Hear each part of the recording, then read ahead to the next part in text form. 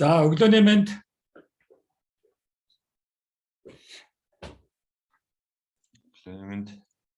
Өглөөний мэнд өгшөө. За. За дуунуудаа хаачаарай. Тэгээд юунд. За өнөөдөр лекц 7. За лекц 7-гийн сэдв Сартр ба психолог гэсэн ийм сэдв байгаа. За ягаад ч юм цаг хугацааныхаа хувьд Сартрыг яг одоо энэ 3 лекцээр ярина гэдэг бол гоё таарлаа. Тий өнөөдрийн амьдрал, олон улсын байдал, ер нь бидний одоо бас дотоод нийгэм энэ бүгдэд Сартр гэсэн энэ сэдв маш их чухал. Бидэрт маш их хэрэгтэй. Энэ лекцээр бид нар нэлээд юмыг одоо ойлгож авна да. Тий. Тэгээд яг ер нь философийн одоо зорилго гай тийм үү? Тийм юм бол бидний одоо энэ цуврал лекцийн гол энэ жилийн намрын хаврын лекцийн онцлог Маркс, Ницше, Сартр гэсэн 3 том одоо философч байсан. Гуруула цаг үеийг эзэлж, гуруула тухайн үедээ дэлхийд маш их том өөрчлөлтүүд авчирсан. За Маркс та нар мэдж байгаа өмнөх лекцүүд байсан. Дэлхийг өөрчлөх. Хэрхэн өөрчлөх юм бэ? Философчид дэлхийг дандаа тайлбарлаж, хорвоо ертөнцийг тайлбарлаж танин мэдэж ирсэн. Одоо тэгээд өөрчлөх хэрэгтэй байна шүү дээ гэсэн. За Ницше болохоор ер нь хүн одоо өөрийгөө их анхаарч өөрийгөө дээд хүн шиг болгож авч явахгүй бол нэгэнт энэ хүнд дэлхийн хөгжил ерөнхийдөө бурхан гэсэн ойлголт одоо байхгүй боллоо шүү. Бурхан маань өгсөн байх шүү. Тэгэхээр бид нар одоо шинэ бурхантай болох ёстой гэсэн яг нөгөө нэг ажилтнууд хэлжсэн. Яг одоо 19 дугаар зууны дундаас хэм маань Ницше болол номнуудаа бичсэн. Тэрнээс хоошоогоо. За энэ бүгдийг бид нар одоо монголчууд нэлээд одоо хойшлуулж ойлгох ёстой. Тэр үед одоо бидний асуудал бол тийм ч одоо амархан биш. За өнөөдрийн Сартрын онцлог юу вэ гэхээр Маркс, Ницше хоёроосоо ялгаатай. Тийм Маркс бол дэлхийг өөрчлөх гэсэн, Ницше хүнийг өөрчлөх гэсэн. Одоо Сартр болохоор хүн одоо тэгээд энэ хорвоод тэр чинь одоо тэгээд яаж байх юм бэ? Яаж байсан шиг байх юм бэ? Чи тийм амар биш ээ. Тэгэхээр байсан шиг байхын тулд бидэрт хамгийн том ойлголт бол эрхчлөө гэсэн тийм ойлголтыг гаргаж ирсэн. Ерөөсөө бид нар ч маш их эрхчлөөтэй юм байна гэсэн. Байсан шиг байхад.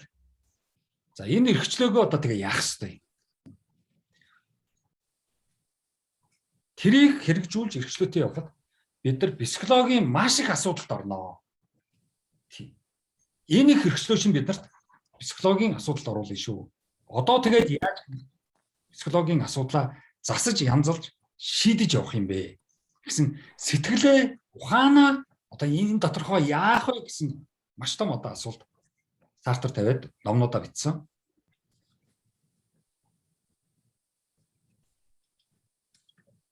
За философийн хөдөлмөр мэдээж одоо Маркс нэгэн дэлхийг өөрчилж байгаа юм чинь нийгмийг өөрчилнө гэсэн үг.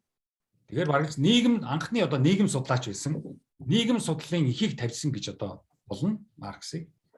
За Ницше бол ерөнхийдөө хүнийг л хүнтэй л одоо ажиллаад байгаа шүү дээ. Хүн гэдэг чинь юм бэ? Чи бүтэхгүй шүү. Тажраарай л гэдэг байгаа шүү дээ. Тэгэхээр ерөнхийдөө хүн судлал гэсэн сэдвүүдээр бол Ницше нэлээд ажилласан. За Сартр бол ухаан судлал. Энэ доторхоо одоо яах юм бэ? Хүн чи гадаа ертөнц байна. Миний бие хүн гэдэг өгчихсэн байна. Одоо тэгээд энэ доторх асуудлаа яаж шийдэх юм? 3 том асуудал явсан. Энэ 3 том асуудал чи ерөнхийдөө өнөөдрийн бидний яриад байгаа хүн төрлөختөн, капитализм, социализм, тийм үү? Зах зээл, одоо эдийн засгт юу вэ? Компьютер, техник, технологи одоо юу вэ гэдгийг орчин үе, олон улс, глобалчлал, нийгэмшлэл бидний ярьдаг бүхэл сэдвүүдийн онлууд нь эндээс гаралтай гэдгийг бид зэрэг мартаж болохгүй шүү.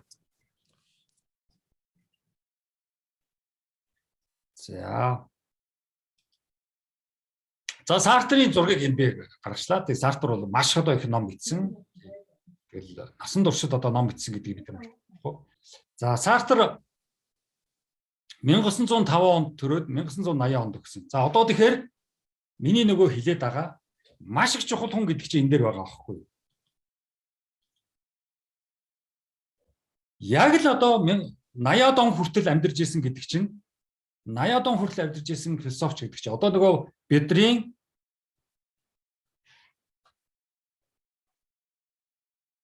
социализмын тэр цаг үеийн хүн байхгүй. Монголчууд бид нар 1921 оноос өнөөдөр хүртэл байж байгаа шүү дээ. Тэгэхээр бидний энэ хүн төрөлхтний философи, танин мэдхүү, шинжлэх ухаан, ангаах, ихтэй сургууль, 10 жилийн сургууль, хот, нийгэм гэдэг энэ бүгдийг байгуулж явах үед энэ хин Сартр бол маш их нөлөөлсөн юм байхгүй. Бид нар Сартргүйгээр 20 дугаар зууны социализмын үеийн монголчуудаа ойлгохгүй. Та нар ялангуяа та нарын ээж аавыгаа, эмээ өвгнөрөө Сартргүйгээр ойлгохгүй. Сартрыг мэдчихэж манай эмээ өвг чинь тийм байна. Монголын социализм чинь тийм байсан юм байна. Дэлхийд социализм, капитализм гэж ийм болсон юм байна. За. Манай ээж аав чинь яагаад гэвэл ийм байна шүү дээ. За одоо ойлголоо. Социализмыг одоо ойлголоо. Арчлалыг одоо ойлголоо. Яагаад 90 онд тийм болсон? Яагаад Монгол оронд өнөөдөр ийм эдийн засаг улс төрийн ийм байдалд орчоод байгаа? Бид нар ерөөдөө ягаа мэдэхгүй болсон байгаа шүү дээ. Энэ чинь зөв. Тэгэхээс өөр арга байхгүй. Тэгэхээр 1905 оноос 80 оныг хүн төрөлхтөнд эзэлсэн философч. За тэгэл зохиолууд бичсэн, романууд бичсэн, жүжигийн найруулагч хийсэн. За хажуугаар шашин маш их шүүмжилсэн. Тийм бидний одоо өнөөдрийн шашинтай хандаж, шашныг хэрэгжүүлж, шашныг одоо ойлгож яваа бол асуудалтай гэдгийг маш их хэлсэн. Нөгөө яг л энэ ч нөгөө эрх чөлөөний философч учраас шашинтай мэдээж тэршилдэн. За хүмүүс бол ерөнхийдөө Сартрыг бол мэднэ. Нөгөө мадам одоо хин Бувар гэдэг одоо эмэгтэйтэй хамт философч гэсэн насан туршдаа философцсон. За энэ хоёрын одоо лекцийг яах хэвээр. Дараагийн лекцэн дээр Сартр, Бувар хоёр л орно. Энэ удаа бид нар одоо Сартртайгаа нэлээд үзэлцэн. Дараагийн лекцэн дээр Сартр, Буварын асуудал ямар гэдгийг ярилцсан. За Сартр түрүүн хэлсэн социализмын тэр үеийн 20 дугаар зуун одоо бидний одоо миний үе, за та нарын ээж аав эмээ өвгөн нарын үе, тийм үү? За тэр бол за Кастро гэдэг Кубын та нар одоо тийм ээ ерөнхийлөгч байсан. За капитализмын эсрэг одоо насан туршдаа тэмцсэн. Тийм за капитализм гэхээр одоо бид нар мэдж байгаа ерөнхийдөө одоо Америк гэж ойлгож штэ бид нар тийм үү? За Кастротой уулзаж явсан. Сартр бол хүн төрөлхтний үйл ажиллагаанд нэлээд оролцсон. За одоо бидний нөгөө мэдэх Че Гевара гэж хөслөж байдаг шүү дээ. Тэр Че Геваратай бас очиж уулзаж явсан. Өөр ингээд дэлхийгээр аялсан. Өөрийнхөө философиг түгээгээд тэгээд энэ капиталист ертөнц одоогийн энэ дайнтай, хэрүүл уруултай 20 дугаар зуун чиг маш их дайнтай, маш их одоо асуудалтай атомын бөмбөг хүртэл одоо Японд хайсан ийм одоо маш хэцүү үе байсан. Тэгэхээр тэр 20 дугаар зууныг тодорхойлоход Сартрын одоо философи чухал одоо байдаг. За Арабын ертөнцид очиж Сартр бас нэлээд юм хийсэн. Ерөнхийдөө нөгөө Палестин, Израиль гэж хоёр асуудал байгаа шүү дээ. Тэр асуудал байна. За энд бол Египтийн ерөнхийлөгчтэй уулзчихсан. Өнөөдрийн Арабад үүсэж байгаа тэр үйл явц. Өнөөдрийн Арабад болж байгаа тэр Ирак, Иран одоо юу гэдгийг Сир, тэр одоо асуудлууд бол бүр 20 дугаар зууны дундуур эхэлчихсэн байсан. Өнөөдөр бид нар зөвхөн жижигхэн хэсгийг харж байгаа. Юугэж ойлгохгүй байгаа. Нэг л одоо бөмбөгцсөн хүн алсан юм болоод байгаа. За энийг Арабын ертөнцийг бол Сартр бол нэлээд одоо тэнд нэг таймын тогтоох гэж нэлээд явж ирсэн. За Сартр Москвад одоо хойно Орос оронд ирсэн. Тэнд одоо лекц уншиж хүмүүстэй их уулзалцсан. 60-аад оны үед тий. За Сартр тэр уртал Хятад оронд бас очсон. Тий бас Хятадтай уулзаж бас хүн төрөлхтөн одоо энэ хөгжил, энэ капитализмыг яах вэ? Энэ одоо энэ их одоо яасан зөвхөн одоо эдийн засаг ярьсан ашиг ярьсан энэ цаг үе чинь бол хамгийн их буруу алдаатай цаг үе шүү дээ. Хүнийг бид нар одоо орхигдуулж байна. Зөвхөн одоо эдийн засаг яриад, мөнгө яриад. За тэгээд эдийн засаг мөнгө чинь нөгөө дайнтай холбогдоо явчихдаг. Дайныг бол одоо бас эсэргүүцсэн ийм одоо хүн байсан. Сартр ер нь нэлээд улс төрийн хувьд бол маш их одоо гадуур дотор явж нөлөөтэй хүн байсан. Уг одоо хүн нь бол за философийн талаар бол одоо бас маш их ном бичсэн. Ер нь бол Сартр одоо экзистенциализм гэж бол одоо онол те хүн байх тухай онол. Энэ дээр бол маш их одоо ажиллаж тэргүүрээ их нэрд гарсан. Тэг ер нь бол Сартрыг одоо яг нөгөө Киркегард, Достоевский энтертэй адилхан экзистенциализмын философч гэдэг л те. Тэг Даниэн Киркегард, Оросын Достоевский энтер бол экзистенциализмын тухай номнууд бичсэн хүмүүс шүү дээ. Бид нар одоо тэрийг мэднэ. За ингээд Сартр яасан гэхээр бид нар нөгөө нэг эрхчлөөтэй, хүсэлтэй байдаг. За ингээд өөрийнхөө ингээд хүслээрээ байх гэдэг. Тэгтэл асуудал үүсдэг. Бидний орчин тойрон хорвоо ертөнц гуйн асуудал. Энэ асуудал дотор хүслээ биелүүлэхэд асуудалтай. Яах вэ? Ийм одоо экзистенциализмын одоо философийн номдод бичсэн. Тэгэхээр ерөөсөө хүслээсээ татгалзаад миний эрхчлөө бол тодорхой нэг зорилготой л байх хэрэгтэй юм байна. Зорилгоо л ер нь дагаад тэгэл тэрийг явбал би нэг өөрийгөө алдахгүй юм байна гэсэн тийм ер нь зорилго өөрийнхөө цаашид одоо яг юу хийж яг яах тэр тодорхой зорилго чухал гэж хэлсэн. Тэр одоо хүсэл мөрөөдөл бол тэр бол нэг чухал биш. Яг бол нэгэнт энэ намайг тойроод биднийг тойроод энэ нэг асуудал байхад энэ дотор бид нар хүсэл мөрөөдлөө биелүүлнэ гэж бүтэхгүй дандаа асуудалтай тулгарна. Тэгэхээр нэг тодорхой нэг зорилготой болоод тэгэл өөрийгөө бүтээл гэж байгаа байхгүй. Сонин философч шүү юм бол. За ингээд гол нь түрүүний нөгөө миний хэлсэн. Яагаад хүн чинь ингээд өөрийгөө авч явах хэрэгтэй болсон, өөр дээрийг анхаарах хэрэгтэй болсон. Тэгэхээр нөгөө Ницшегээс гаралтай бурхан өгсөн гэдэг чинь л яваад байгаа байхгүй юу? Тийм. Тэр энэ бол барууны ертөнц. Тийм үү? Одоо ерөнхийн барууны ертөнцийн год бол гэсэн шүү дээ. Тийм. Бидний одоо энэ буддын шашин юуны энтхэгийн хинду, энтхэгийн буддын шашин, төвдийн буддын шашин, хятадын кунц, дао, бас буддизм, Японы одоо зэн буддизм ч гэдэг юм уу, өмнө солонгосын буддизм гэл энэ бидний энэ зүүн хэсэгт, бидний энэ Азийн хэсэгт бол бурхан өгөөгүй шүү дээ. Бид нар чинь нэгэн бурхан байхгүй учраас. Тий. Монотеизм биш. Тий. Бид нар чинь маш олон бурхантай. Энтхэг бол бүр хэдэн мянган бурхантай. Тий.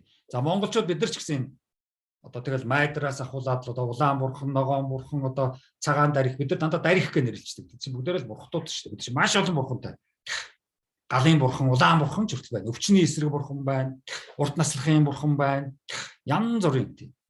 Тэгэхээр бидний бурхан бол өгөөгүй. Барууны ертөнцид Европт христийн шашныхын бурхан өгч байгаа байхгүй. Энийг бид нар маш сайн ярих хэрэгтэй. Хүмүүс энийг сайн ялгаж чаддгүй шүү. Энэ хүмүүсийн яриад байгаа, гадуур яриад байгаа нэг л их философтод байгаа чинь дандаа христийн шашны юм яриад байгаа шүү. Барууны юм яриад байгаа шүү. Бид нар чинь баруун биш шүү дээ. За тэгээд яг барууны ертөнц ерөнхийдөө бурхан өгчлээ. Одоо тэгээд капитализм л шинэ бурхан болчих шиг дээ л гэсэн ийм асуултанд төрсөн. Тийм. Мөнгөний төлөө, ашигын төлөө зөвхөн эдийн засаг ярьсан, хүн ярьдаг уу? Ашиг л ярьдаг. За энэ одоо тэгэхээр багжиж явсаар гад энэ одоо money бид нар одоо нэг мөнгийг нэг money гэдэг штеп. Тэрнтэй адилхан money маань одоо god шинэ god болчихж байгаа биш үстэй гэсэн юм. Барууны ертөнцийн ойлголт гарч ирсэн. За нэгэн бурханаас сүсгэлгээ болоод ирэхээр өөр шин сүсгэлтүүд гараад ирсэн. Шүтлгүүд гараад ирсэн. За энэ тухай ярьсан. Шин одоо шүтлгүүд. Юугаар хамаагүй юугаач хамаагүй биширдэг шүтдэг тийм одоо цаг үе. Барууны ертөнцид нөгөө бидний одоо капиталист гэдэг байгаа, неолиберализм гэдэг байгаа, арчлал гэдэг байгаа тэр барууны ертөнцид шүү. Бид нарт бол биш шүү. Азийн орнуудад бол биш шүү. За ингээд шинэ бурхан христийн шашны шинэ бурхан одоо мани болчиж ингээд одоо манины л одоо асуудал үүсчихлээ шүү дээ. Мөнгө маань тэдний хувьд бурхан болжээ. За Сартр философийн за тэгээд одоо ерөнхийдөө нөгөө бид нар нөгөө Маркс дээр ч ярьж ирсэн, ер нь нөгөө Ницшегээр ч ингээд дамжаад одоо Сартер хүртэл бид нар ер нь капитализмыг ойлгох хэрэгтэй. Өнөөдөр ч бид нар ойлгох хэрэгтэй. Тэхийн тулд капитализмын тэр муу талын чинь айгүй чухал байхгүй. Бид нар дандаа магтаад байгаа шүү дээ. Бүтээн босгодог, мөнгөтэй одоо хувийн болоод ирэхээр тэгдэг ингэдэг гэж дандаа л магтаад байгаа шүү дээ, тий. Одоо юу гэдгийг мөнгөөр л бүгдийг ер нь бүтээн эдийн засаг л одоо сайн байх хэрэгтэй. Эдийн засаг мундаг өстой байх хэрэгтэй. Ашиг л гэдэг байгаа шүү дээ. Тэр зөвхөн мөнгө хөлөх хүч болцохоор чинь тийм амаргүй байхгүй. Бүх мөнгө хайр дурлал, гэр бүл, ээж аав, хүүхэд, хамаатан садан, ажил одоо юу гэдгийг мэрэгжил, бурхан, ёс суртахуун, сургууль хүмүүжил, 10 жилийн боловсрал энэ бүгд зөвхөн мөнгө харьцаанд орчхоор чинь хүн тэгээд алга болчих жоох байхгүй. Мөнгө л яриад. Тэгээд нэгэн тийм мөнгөн харьцаанд орчхоор чинь хүний хийж байгаа ажлаа хийх сонирхолгүй болчих. Мөнгө л бодно. Бас ажлаа сайн хийчих гэж бодохгүй шүү дээ. Хийж байгаа ажил ч утгаа алдна. Тэгээд ирэхээр хүн чинь ажлаасаа мэрэгжлээсээ хийж байгаа ажилдаа дур сонирхолгүй тэнд мөнгөн харьцаанд ингээд ороод ирэхээр өөрөө ч юм асуудал орж байгаа байхгүй. Өөрөө ч ерөнхийдөө мөнгөөр л одоо аз жаргалтай явах асуудал гарч байгаа байхгүй. Амьдралын очиг утгатай. Сайн сайхан юм яриад ерөөс хэрэггүй. За тэгээ байгалаас хүн дээр нь одоо байгалыг зөвхөн мөнгө хийдэг л уул, ус, уурхай, гол, нуурал гэж ойлгоно. Гол харлаа, нуур харлаа мөнгө болгочих юм байна.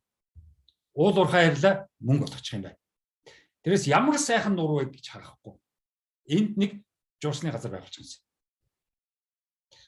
За ингээд хүмүүсээс бол тэргүй хүн дээр нь яг бол одоо мөнгө шийдэж байгаа учраас надад мөнгөний л одоо асуудал шийдэх хүн л надад чухал болохоос ш. Мөнгөтэй хамаагүй хүмүүс надад хэрэггүй. Юу тэр найз нөхөд одоо өнөөдөр ингээд найз гэж яриад идэг мөнгөө бол найз ярих хэрэггүй. Хайр дурлал гэж яриад байгаа мөнгөө л хайр дурлал хэрэггүй. Гэр хүнтэй гэр бол олон мөнгөө хүнтэй хинч суухгүй. Уучлаарай. Тий. Юу тий. Би одоо энэ хүнтэй суун яагаад ч би хайртай. Тэгээ чи хайртай болмоор суучих юм уу? Тий. Үуч бити солиороод байл гээ. Наач мөнгөтэй мөнгөгүй. Төвлөгөө балаатаад байгаа. За ийм капитализмын энэ их одоо мөнгөн харьцаа бол хүний нийгэм маш их хортой. Ийм муу талтай байхгүй. Нөгөө талд нь бид нар яг iPhone борчих уцаар яриад байна л да. Тийм. За Сартер ингээд ерөнхийдөө Сартерын философи бол ерөнхийдөө хүн байгалыг нэлийн одоо ярьсан. За тэгэл бидний энэ айдиа бид нар шин сэтлүүд одоо толгойдоо бүтээх тэр л одоо чухал шүү. Тэр шин сэтлүүд рүүгээ л явах хэрэгтэй. Тэр эрхчлөө чамд байгаа шүү. Энэний эрхчлөө гэдгийг л Сартер хэлээд байгаа шүү. За тэгээ Сартерын гол философи бол ерөнхийдөө л хүний эго тий ер нь чи хин бэ? Чиний одоо тэр ухаанд чинь юу байна уу? Чиний энэ чинь ямар уу? Чи энэгээрээ л экзистенц болно шүү дээ. Энэ чинь чиний экзистенцийн гол одоо хөдлөх хүч шүү дээ. За ингээд явсараа нөгөө психолог руу орчих. За психолог бол тэр төрлийн философийн салбар шүү дээ. Ер нь бол философичд хэрэгтэй психолог хийдэг шүү дээ. Тийм. Тийм учраас би ингээд янз бүрийн психологийн сэдвүүдээр ярихаар хүмүүс гайхаад байдаг. Та ч сэтгэл зүйч юм уу? Философич тэр чигээр ер нь анх бол бүх юм философи байсан шүү дээ. Тэгээд тэндээс психологч үүссэн, шашинч үүссэн шүү дээ. Буддаа бол философч байсан. Күнз философч байсан. Сократ центрийн бүгд л философч шүү дээ. Тийм. Заратустра бүгд л философч. Тэндээс чинь дараа нь философчин явсаар байгаад зарим ард түмнүүдэд шашин болоод ингээд яваад гэж байгаа. Тэрийг одоо зарим ард түмнүүдэд одоо их сургууль бас болоо явж байгаа шүү дээ. Бид нар бас мэднэ. За ингээд Сартер яг дээ одоо би, миний энэ би тийм үү? Ер нь бидний энэ би гэж яг эцэст хин бэ? Тодорхойгүй шүү дээ. Ер нь би бол өнөөдөр философийн том асуудал шүү дээ. Тэгэхээр бол хүний тэр бийг хинч хааж бүтээгээгүй шүү, бүтээдэггүй юм шүү гэдгийг хэлж байгаа байхгүй. Би бол яг тэрх байх. Одоо тийм үү? Яг үндсэн би гэдэг маань хинч хааж бүтээгдэггүй. Тиймээс хүн өөрөө хизээ нэгэн цагт өөрийнхөө биеийг л бүтээх чухал байхгүй. А тэр эрхчлөө хүнд өөрт байгаа гэдэг аахгүй Сартер. Хүний бүтээл биш, өөрийнхөө бүтээл. Тэгээд өөрийнх нь биеийг бүтээх. Би бол тийм, би бол ийм. За тэр явж байгаа. За үүгээрээ Сартр юу гэж хэлж байгаа гэхээр хүн бол ерөнхийдөө чөлөөтэй, эрх чөлөөтэй шийдэх боломжтой. Хамгийн гол нь чи чөлөөтэй ингээд шийдчихлээ. Тэгэхээр чи нэгийг сонгож яах гэсэн. За энийг би сонголоо, шийдлээ. Гэтэл нөгөө талд олон сонголтуудаас татгалзна. Тэрийг мартаж болохгүй. Тэгэхээр хүн шийдэх бүрдээ буруутна. Яагаад гэвэл нэгийг сонгоод нөгөө олныг орхичихсан. Ингээд яах вэ? Нөгөө олон орхигдснуудын өмнө буруутай. Хэрвээ сонголт хийхээс татгалзсан гэвэл одоогийнхоороо хэвээрээ л үлдэнэ гэсэн үг. Тэгээд одоогийнхоо хэвээрээ үлдээ гэдэг чинь бас л нэг шийдэл. За ийм одоо экзистенцийн хүн байхын ямар хэцүүг харуулж байгаа байхгүй. Хүн байна гэдэг ямар хэцүү юм бэ? Бид ер нь Монгол хүн гэж ярьдаг. Ер нь хүн төрөлхтөн хүн гэдгийг ер нь хэрхэн тодорхойлдог. Тэндээс бид нар өөрснөгөө гаргалгаа гаргаад өөрснөгөө хэрхэн тодорхойлох вэ гэдгийг ярилцах болсон. Бид нар зүгээр нэг эсхийг дотроо бөгнөрлөчөөл ямар ч утгагүй үлгэр домог яриад л түүх яриад л тийм үү шүлэг уншаад л ингэж суугаад иж болохгүй байхгүй. Тэгэл нэг л их л Монгол соёл Монгол түүх яриад эсхийг эсхээрээс бид нар гарах хэрэгтэй байхгүй. Эсхээрээс гараад ирээд дэлхийн мэдлэг боловсролтой танилцъя л та. Тэгээ Орос ээж нар юу ярьдгийг, Хятад ээж нар юу ярьдгийг, Япон ээж нар юу ярьдгийг. Тэрийг сонсъё л доо. Тийм Америк одоо Герман, Францын аав нар юу ярьдгийг тэрийг бүгдээрээ сонсъё л доо. Тэд нар гэр бүлийг юу гэж ойлгодгийг, тэд нар аав гэдгийг юу гэж ойлгодгийг, тэд нар ээж гэдгийг юу гэж ойлгодгийг. Тэднийг бүгдээрээ сонсъё л доо. Бидний эсхийгээрээс одоо тэгээд гарахгүй шүү дээ. Би чинь социализмын үед эсхийгээрээс гарсан гэсэн чинь хэдхэн нөхөр гарчаад буцаад орцсон юм шиг байна шүү. Тийм бид нар одоо Монгол орнд энэ ухаанаа жоохон задлах хэрэгтэй. Юм унших хэрэгтэй.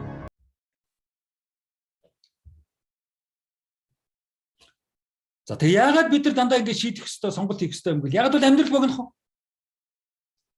Тийм. Олон зуун жил амьдрах байсан бол бид нар одоо тэгч нэг болоод л ингэж яваад л 10-аад мэрэгчтэй болоод 20-од одоо яадаг юм. Тийм. Улс оронд амьдрдаг юм уу? Яадаг юм тэгэл явна шүү дээ. Гэтэл бид нар амьдрал дэндүү богинох. Тэр энэ богинохон амьдрал дотор чи хурдан шийдэл гаргаж явахгүй болохгүй. Хорон бүрүүнтэй хурдан сонгох хэрэгтэй. Энэ хормонд дороо сонгоод дараа явахгүй болохгүй. Амьдрал богинохон.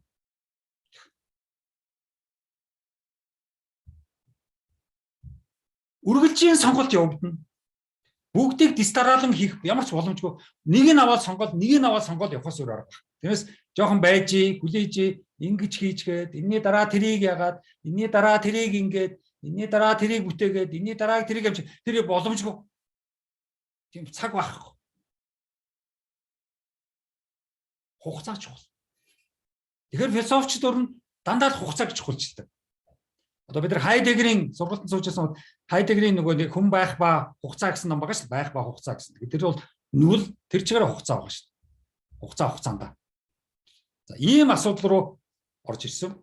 Тэр хугацаа гэдэг бол бидний гол хөдөлгөч хүч болчиход байгаа. Хугацаанаас болж бид нар шийдэх ёстой, сонгох ёстой. Гялзуулах ёстой. Амжуулах ёстой. Тэгээд ерөнхийдөө эрхчлөө ба хугацаа гэсэн ийм ойлголтыг бол Сартр нэлээд ярьсан. Одоо цагийн эрхчлөө, ирээдүйн цагийн эрхчлөө, өнгөрсөн цагийн эрхчлөө гэсэн гурван цагийн эрхчлөөг Сартр ярьсан. За яг одоо бол бидэрт бол тэргүй эрхчлөө байгаа. Өнөөдөртөө маргааш та яг одоодоо бол тийм үү? Яах вэ гэж асууж байгаа шүү дээ. Өөрөөсөө асууна хүнээс нь яах вэ? Тгий ингээ. Гэтэл ирээдүйн цагийн эрхчлөө байгаа.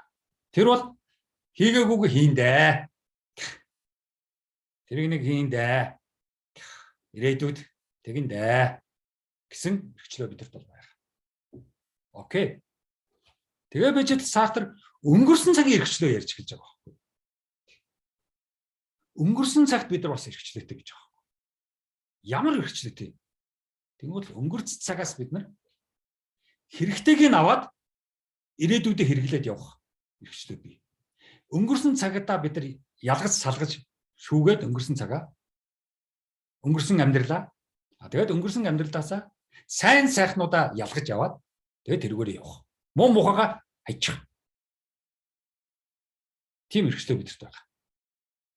Гайхамшигтай. Амар хэлж байгаа байхгүй юу?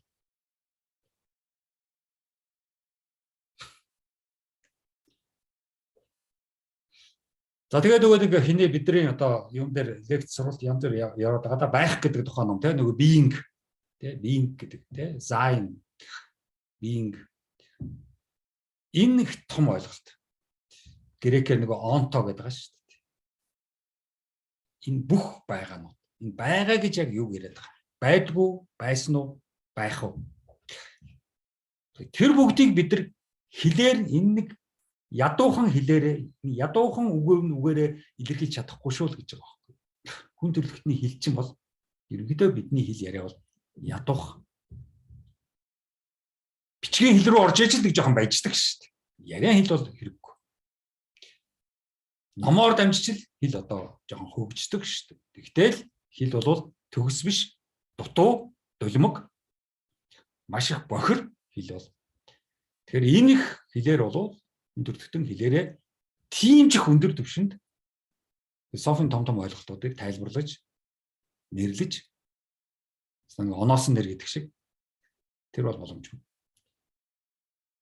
Зөвхөн хэрхэн байгаа экзистенц одоо энэ ямар байдалд байгаа, яаж байгаа энийгээ л бид нар нэг хэлээр илэрхийлэх боломжтой доо гэсэн ийм Сартрын ойлголт явж байгаа. Экзистенциализмын ойлголт. Бид нар хэрхэн байгаа энэ экзистенциал одоо тайлбарлах юм да. За бидний энэ ухаан энэ бүхэл байгаа биеингүүдийг буулгах гэж оролддог. Өөрөөр хэлбэл бид нар нэг ухаарна, яс ухаантай хүн бэ? Чи нэг ухаараач гэдэг байгаа нь юу гэсэн нэг юуны тухай л ухаарах шүү дээ. Өгөөл тэгэл өгөө. Тиймээс би энэ ухаантай хэрхэн энэ бүгдийг орчин тойрон бүгдийг тийм үү буулгаж чадаж байна вэ? Тэр чинь л бий байхгүй. Би буулгаж чадахгүй би буулгаж чадахгүй л бий байхгүй. Тэгж буулгаж байгаагаараа бий болж шүү дээ. Тэгэхээр энэ бүгдийг ухаандаа би буулгаж бий болох чухал гэж байна. Энэ лөө л ороод байна. Сартр бол ерөөсө дандаа л энэ дээр л юм. Яагаад гэвэл бидний энэ ухаан гэдэг чинь гадаа энэ ертөнц, хорвоо ертөнц, нийгэм, Монгол улс одоо юу байдаг? Аз төв, дэлхийн бөмбөрч одоо юу байдаг? Энэ тэгээд би энэ хоёрыг холбож өгдөг холбогч байхгүй бидний ухаан. Тиймээс бидний энэ ухаан, тухайн тэр хүний ухаан одоо бид нар хэдүүлээ энд лекцэнд оролцсон, сургалтанд оролцож байгаа байлаа. Энэ хүн бүрийн ухаан хэрвээ тийм л хэмжээгээр тухайн тэр хүн хорвоо ертөнц, нийгэм, гадаад ертөнцтэй яаж ийм холбоос үүсгэж чадна. Ухаан муу бол холбоо үүсгэж чадахгүй.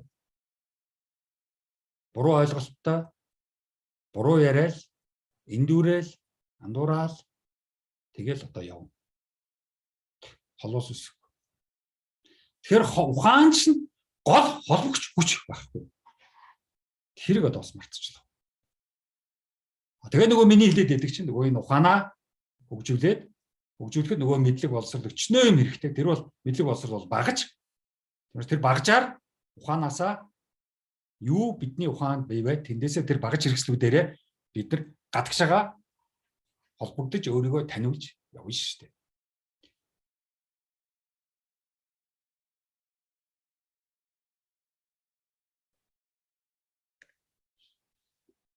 За ингээ яг психолог гэдэг рүү оръё. За психо гэдэг бол ерөнхийдөө грек гаралтай үг. Ухаан л гэсэн үг. Тэг яг бид нар бол өнөөдөр психологийг сэтгэл зүгээд явцдаг. Гэхдээ ер нь бол цаана бол хүний ухааныг л хэлж байгаа шүү. Чиний ухаан ямар вэ гэж байгаа шүү дээ. Тэгэхээр психолог гэдэг бол ер нь ухаан судлал гэсэн л ойлголт явж байгаа шүү. Зөвхөн сэтгэл биш. ухаан судлалч нөгөө бодол, санаа бүгд явна ш нөгөө хандлах, хүсэл одоо юу гэдгийг, үзэн ядал юу гэдгийг. За хамгийн том одоо хүний энэ психологийн хүний энэ ухааны нэг асуудал бол одоо тэгээ яах юм бэ гэсэн асуудал. Тэгээ desperation гэдэг нэг юм уу. Ийм одоо нэг зураг байдаг шүү дээ, тэ? За одоо тань одоо тэгээ яах вэ? Аргагүй л доо. Одоо ингэ нэг толгоо майдж шүү дээ. Яана. Яах.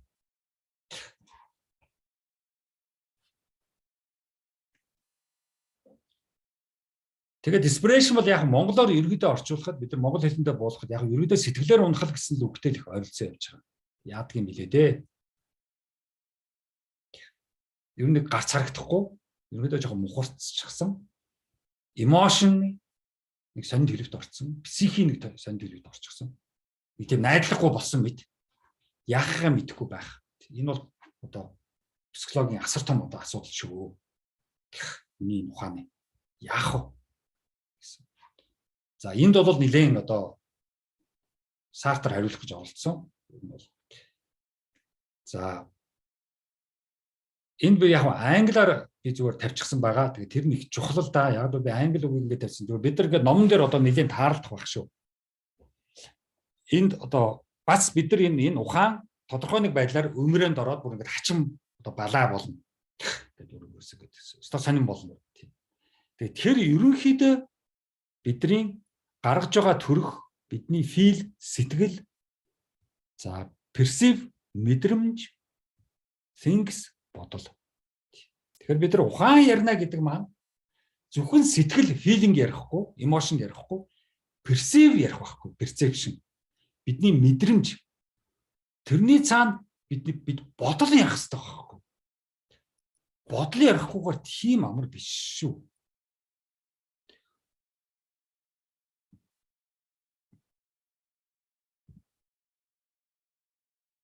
Тэгээд яг ер нь бидний одоо өнөөдрийн одоо хин Сартр чинь шашин шүмжлэгч шүү дээ.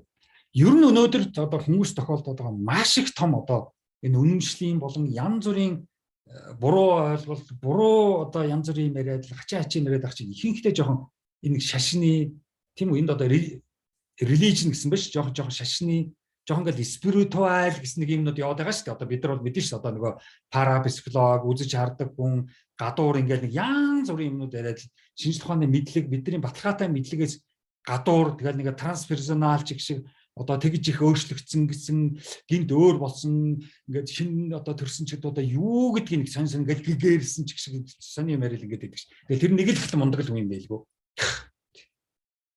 Тэгээ энэ бүгд чи ер нь нэг жоохон энэний л асуудалтай хүмүүс шүү. Одоо бөөнөр бол тэр энэний асуудалтай шүү дээ. За ламнар бол мэдээж энэний асуудалтай. Тийм. Тэр гэж худлаа ярьж байгаа. За тэгээд одоо энэ чинь хүмүүс чинь гадуур чинь гачин ярьж шүү, тийм үү? Одоо баргалжлаа бид нар одоо биологийнхаа сармигчтай ойрхон гингуул өгөө баргалжл одоо хаанаас юунаас төрсөн ч гэх шиг баргалж чулуу болвол амьд ч одоо юу гэдэг баргал ургамалтай ярьдаг ч гэх шиг ингээл сонь юм агаараар амьсгалдаг ч нүггүй биш агаараар хоолдог ч ингээл ерөөсөө бүр сонь юм одоо гадуур ингээд яриад байгаа чинь ерөнхийдөө шашинтны л нэг тийм мухарсгийн юм яваад байгаа. Тэгээ эн чинь бол ерөнхийдөө энэний асуудалтай хүмүүс шүү. Хүмүүс ингээ жоохон юм ярьж байгаа л сууж ятал гачин юм яриад гэхэл за энэ яг ментал дисордертой нөхөр байл гэж бодох хэрэгтэй. Тэгээ энэ доор их гоё юм ирсэн байхгүй. Ер нь өстэй шизофрени гэж байгаа байхгүй. Ерөнхийдөө энэ шизотой хүмүүс чинь энэ гачин юм яриад байгаа байхгүй. Дэлхий тиймнаас үүссэн ингээд өөрчилчих болдог. Баргалж л ер нь хүнийг бол ингээл янзалчин засчихна дорн одоо баргалж ингээл коноп дараад роботчгэл хүнийг өөрсөд тахын гэсэн. Амар юм яриад байгаа байхгүй. Энэ бол маш том одоо асуудал. Ялангуяа бид нар одоо Монголын нийгмийг мэдэн шүү дээ. Зүгээр юм ярьж болдгоо шүү дээ. Ингээл шууд л ерөөсөө тэгэл бурхан шишээ яриад л тэгэл бодтой эзэн яриад л ингээд хэрэгэ мэдж байгаа ч юм байхгүй. Тэгэл одоо ерөөсөө яасан зүн бэлэгч шиг тэгэл одоо тэгэл мэдчихдэг ингээд мэдчихдэг одоо ерөөсөө тэгэл баргалж ирээдүг харчдаг. Энэ бол ер нь тэгэл шашинтай холбоотой гэдэг л хэлээд байгаа юм л да. Ер нь бол тэгэл тэндээс л бид нар гаралтай. Уул нь бид нар шашны асуудал шийдэгч гэсэн байх хэрэгтэй л да. Шашин бол ер нь төрөх хоёрт л нэг тайлбар өгөх хэрэгтэй байхгүй юу? Яг өдөр тутмын амьдралд бол ямар ч үүрэг ач холбогдол байхгүй шүү дээ. Яг өдөр тутмын амьдрал дотор бол яг нийгмийн амьдрал годомж руу гараад юм буддизм, юм христ, юм илүү одоо арга уйлаг. За дараа нь энэ психопат гэсэн нэг том ойлголт явж байгаа шүү. Тийм.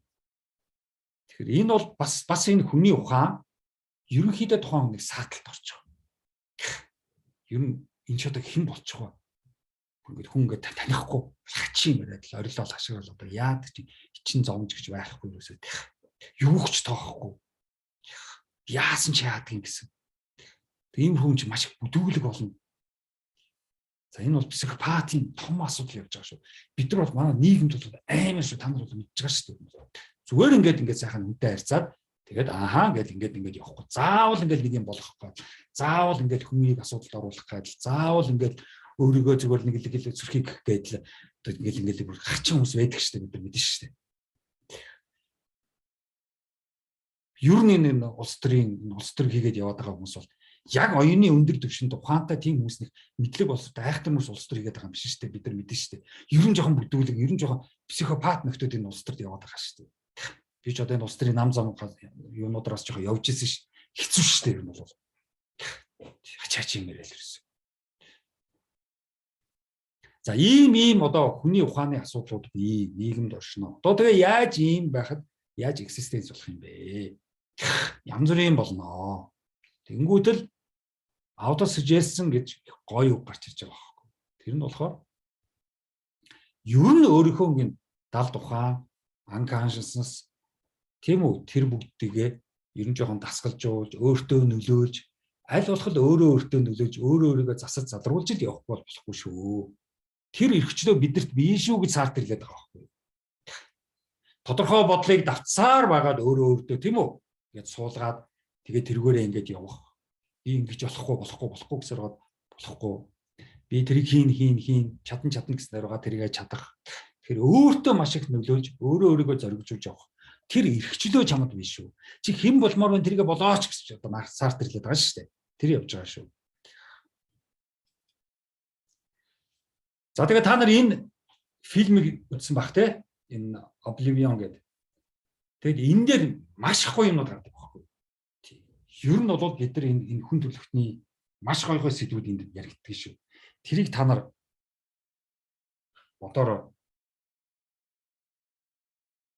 ер нь маш их чухал фильм шүү. Ер нь яг өмнөх одоо нэг Matrix энтертэй яг адилхан. Тийм үү? Blade Runner энтер гэдэг нэг юм чухал фильм дээ шүү дээ.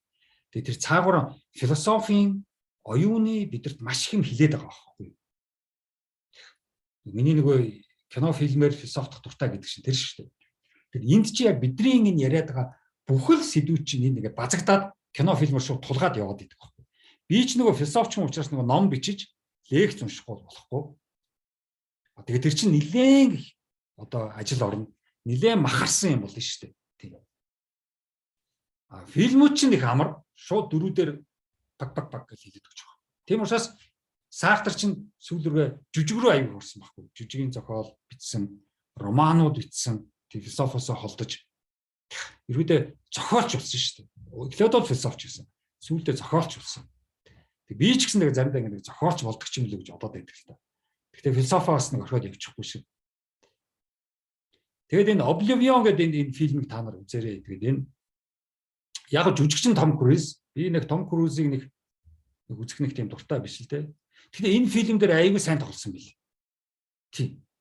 Ер нь бол энэ фильмээр болол тэгээ эн чинь нэг саентологч шүү дээ. Одоо манад энэ тентхийн чуулган ямар уулзалт ямар гэл Кристийн шашин гэж нэрхэлгээтэй ийм нөгөө Кристтэй энэ тент том сүмхүйд өгдөө шүү дээ. Одоо хөдөө сайн ингээл явж байгаа чи зөндөө сумандч байна, аймгийн төвүүдч байна, дандаа Кристийн энэ одоо сүмүүд. Тэд чи яг жинхэнэ Есүс Христос биш шүү. Саентологч байхгүй. Сойгон Йеховач гэж үсэ хэдий. Нөгөө баптист гэдэг гээл. Тэд чинь бол яг Есүс Христ биш шүү дээ. Манайх одоо энэ залуучууд бол Америк руу маш их баптист руу явсан. За Канад бол бүр амар. Тэр чигээрээ баптист. Тэр чигээрээ мухарс шүү. Канад бол амар.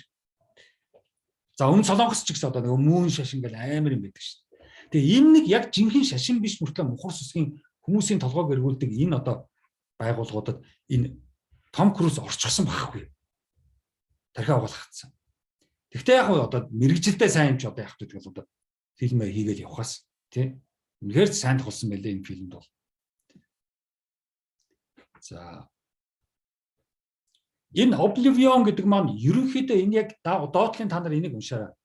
State of being unaware or unconscious of what is happening around one. Өөрөөр хэлбэл Oblivion гэдэг үг нь яг л одоо түрүүний нөгөө Сартрийн хэлээд байгаа. Одоо Сартрийн философиг л энэ фильм рүү оруулж тайлбарлах гэдэг шүү дээ. Тий. Хэдик текст үгч нэгэд хүн ингээд яачдаг учраас жоо ядраачдаг учраас. Тэгэхээр өөрөөр хэлбэл Oblivion гэдэг нь юу гэсэн бэ? Орчин тойрноо олигтой орчин тойронд болоод байгаагаа тийм үү? Сайн одоо ухаарч чадахгүй байл гэсэн үг яваад байгаа шүү дээ. Хүлээж авч чадахгүй. Нөгөө энэ холбоос энэ ухаанчуул нь би орчин хоёртой холбоос үүсгэх гэсэн шүү дээ. Энэ чинь чадахгүй байх шүү дээ. Тийм төлөвийг Oblivion гэдэг юм байна л да. Тэгээ Том Крузыг ерөөдөө тийм болцсон гэж байгаа байхгүй энэ фильм дээр. Яг үннийг мэдэхгүй байна л гэсэн үг. Яг бодит байдлыг мэдэхгүй байна. Бодит байдал шал өөр. Тэр явж байгаа шүү. Тэгээд энэ Oblivion гэдэг фильм бол ерөөдөө яг 2077 онд болж байгаа үйл явдал юм байлээ. Тий одоо яг 77 он гэдэг чинь хэдэн жилийн дараа 50 хэдэн жилийн дараа тий. Одоо 22 он гэдэг чинь 55 жилийн дараа яв. Тийм. Хоёр генерацийн дараа юм байна. Тий одоогийн хүмүүсийн одоо юуны хоёр генерацийн дараа. За энд яг та ерөөдөө хари гаргийнхан дараа дэлхийд бүрцээр маш их дайм болоод тэгээд ерөөдөө дэлхийгээ бол яг хари гаргийнхнаас аварсан. Гэхдээ дэлхийд хүн амьдрах боломжгүй болцсон. Тэгээд одоо дэлхийн хүн төрөлхтөн өөр гариг руу нүгөө явчихсан. Өөр гаргийнхан ерөөдөө тэгээд баргалж байна. Бүгдийг одоо чадчих байгаа юм уу да.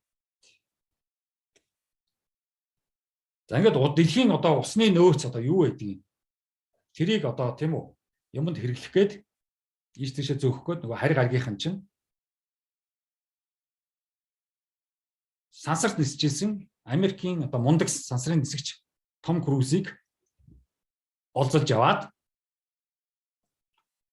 тархинд нь програм суулгаад ухаанд нь өөрчлөлт хийгээд тэгээд хүн төрөлхтний эсрэг тавьчихсан. Тэгээ хүн төрөлхтний эсрэг амар амтан болсон. Тэгээ яг одоо Том Круз ямар ажил хийдэг вэ гэхээр тэр хари гаргийнхны тэр нэг дронынууд ингээд нисгдэг. Тэгээд усны нөөцүүдийг шалгадаг тэр дронынууд нь. Тэгээд тэр нь заримдаа эвдэрчдэг. Тэгэхээр Том Круз очиж эвдэрлийн очиж засдаг зас орчин. Тий, дроноо засаал явж идэг энэ тэнд эвдэрлээ тийшээ нисч очоод засна. Тэнд эвдэрлээ тийшээ нисч очоод засна. Тэгээ нэг эмэгтэйтэй хоёулаа тэндээ амьд амьдэрдэг. Бүх юмтайгаа. Тэгээд энэ компьютер маягийн дижитал амьдралтай.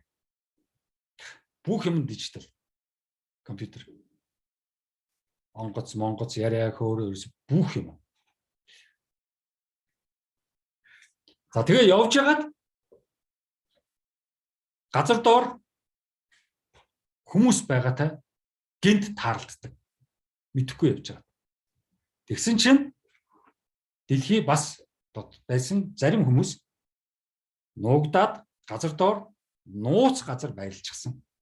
Тэр нь яг музей шиг ороход ном, зом, тавиур, морь тэн дотороо бүх тавилга тэнд ямар ч дижитал юм байхгүй. Өөрөөр хэлбэл одоо хүн төрөлхтний түүх музей болон тэнд хадгалагдчихсан байж байгааг Том Круз очиж байгаа. Тэгээ Том Круз чинь шоконд орж байгаа. Тэгээ ер нь юмыг ойлгож эхэлж байгаа.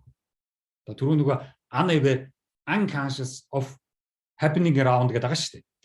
Тэр чинь одоо жоохон conscious болж эхэлж байгаа. Aware болж эхэлж байгаа. Awareness болж эхэлж байгаа.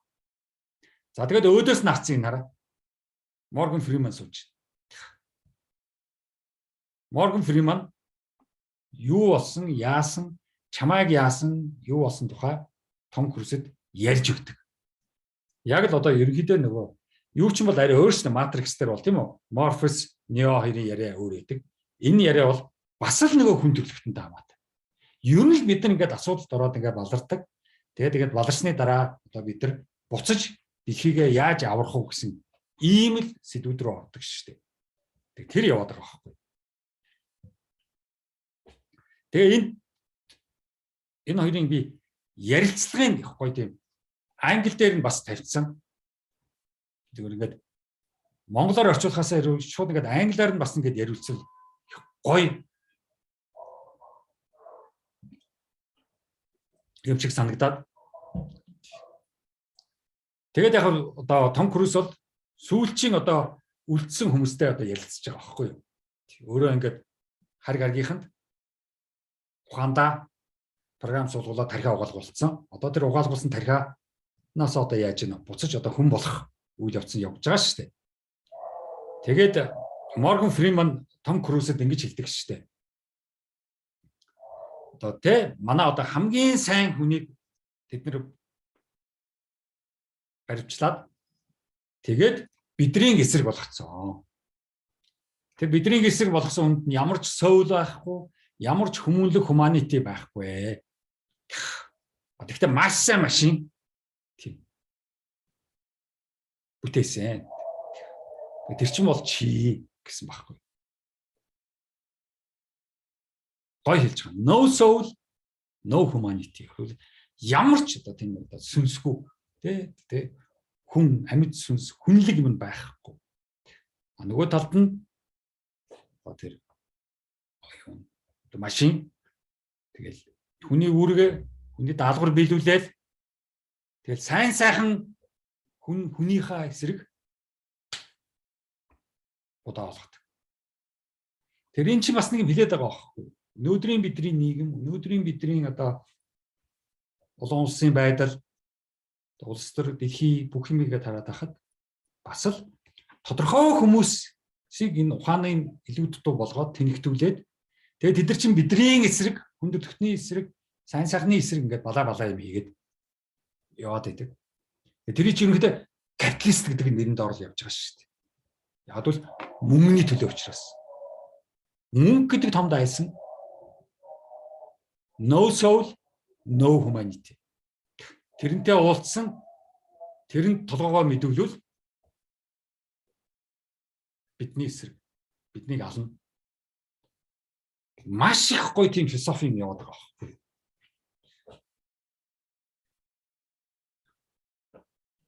За, Том Круз бас их сонирхолтой. За, Том Крузд бол жоохон байж байгаа л нэг та нар фильм дээр одоо зургийг харуулна.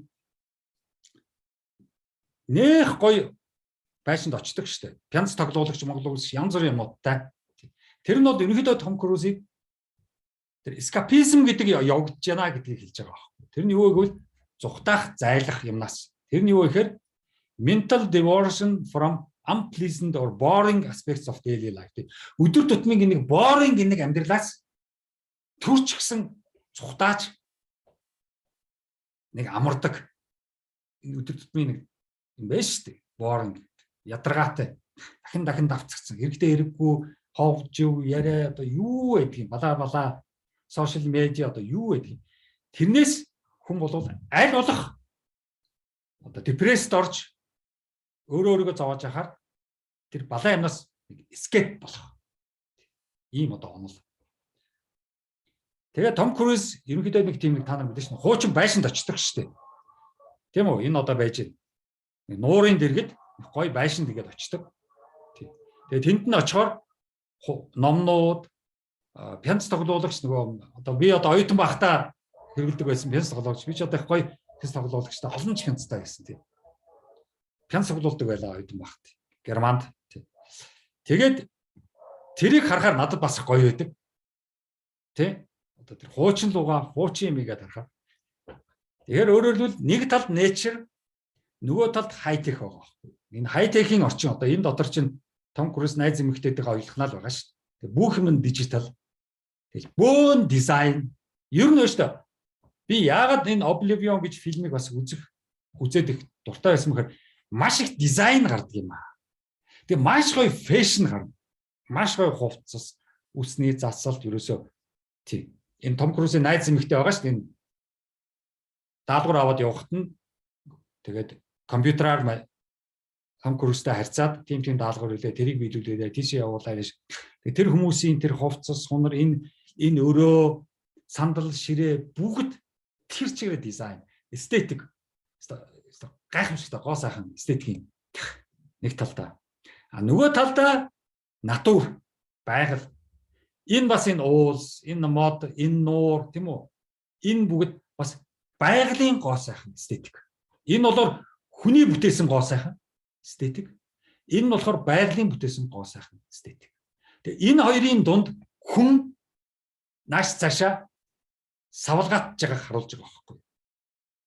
Дижитал хайтех компьютер одоо юу гэдгийг энэ ертөнцийн байжгаад сүулдэ ядраад тэгээд байгаль руу хөдөө яваад тэнд очиод нэг нуурын дэргэд ч юм уу, нэг голын дэргэд ч юм уу, нэг уулын дэргэд ч юм уу очиод яг сайхан болоод хотоос escape болоод тэгээд тэндээ байжгаад хэд хоногийн дараа дахиад нөгөө орчин үеийн амьдрал, техник, технологи тийм үү? Юу гэдгийг тэрийг орхиж бидэрч чадахгүй. Буцаад тэр лүгөө хүрээд ирэх. Тэгэхээр ер нь бол бид нар бол яг л өнөөдрийн амьдралыг харуулж байгаа. Яг л өнөөдөр бид нар яг л ийм л амьдралтай байгаа. Тийм хөдөө явах гэдэг нь нэг escape болж байгаа. Тэнд очиж нэг тайвширч байгаа. Энийг өдөр тутмын boring тийм үү? Энийг депресстэй, энийг гачийн юм чинь өдөр болгонд өнгөрсөн зогсохгүй шүү дээ. Тийм. Ойр орчны хүмүүсийн ядаргаатай илүү дутуу одоо юу ч байдгийг нийгмийн тэр гачин юмнууд. За тэгэл одоо сошиал медиа руу орохоор тэр Facebook мөгийн хэрүүл уруул за тэгэл хачин комент одоо юу байдгийг бүрээс уншиж яхаач залхуу юмэр. Бүр ядармаар. Тэгээ энэ нөгөө техникээ хаагаад компьютераа унтраагаад гар утсаа унтраагаад тэгээд нэг хөдөө нэг escape болох. Тэгээ энэ хоёрын ертөнцийн дунд тэр Том Круз яаж байгааг яг өнөөдрийг харуулж байгаа. Маш их эстетиктэй фильм шүү. Сайн ч хийсэн билээ. Фильмийн дуршил бид нар миний дургу Том Крузыг л хараад байгаа шүү дээ. Том Круз нэг сайн filmшилтэй. Тэгсэн чинь залхич харин энэ фильм дээр их сайн тоглосон байлээ. Тэр ийм одоо тэр бидний өнөөгийн 21 дугаар зууны одоо Монгол хүний дэлхийн иргэний дэлхийн хүмүүсийн онцлог болов нэг талдаа хайтех нөгөө талдаа байгалыг руу escape болдог. Энэ хоёрын дунд бид нар явж байгаа гэдгийг бидний энэ existence Сартрийн хэлээд байгаа тэр existence хэрхэн байх вэ? Тэр зөвхөн хайтех техник технологи дотор байгаад байх хэцүү. Тэгээд байгаль руу очино. Байгаль дээр зөвхөн байгаад байх бас тодорхой хугацааны дараа хэцүү. Буцаад тех рүүгээ явна. Нөгөө талаар бидний нөгөө өнгөрсөн болвол энэ дотор үргэлж явдаг. Тэр өнгөрсөн бол үргэлж одоо санаанд бууж тэргээрээ бид нар бас чухал шүү. Бас тийм мартахгүй байх. Тийм Oblivion гэдэг чинь бас мартах гэсэн үг яваад байгаа шүү дээ. Хамаг юм гээд мартчихдаг. Тэгээ ямар нэг байдлаар тэрийг эргэн санаад тэгээ тэрийг үгүйлдэг. Тэр нэг хааны газар явж байхад Том Крузийн толгой дотор ухаанд нэг юм орж ирэл байгаа ш, нэг юм зураг эртээ дээр үеийн залуугийнхан ч юм уу өмнө нь амьдарч исэн ч юм уу нэг л тийм зураг нөгөө орж ирээд байгаа шүү дээ. Тэгээ маань шиг хаахад байгаа шүү дээ. Тийм газар байсан болов би тийм газар байлуу яалаа. Эсвэл би огт байхгүй юм ингээд толгойд эргэлдээд байгаа юм уу? Эсвэл байсан юм бол ингээд толгойд нь янз бүрийн юм эргэлдээд байгаа. Яг тэрнтэй адилхан бид нар ч гэсэн маш их мартдаг. Тэгэхээр тэрний нөгөө Сартрийн хэлээд байгаа мартдаг шүү, сандаг шүү, өнгөрсөн лүгөө тэмүүлдэг шүү.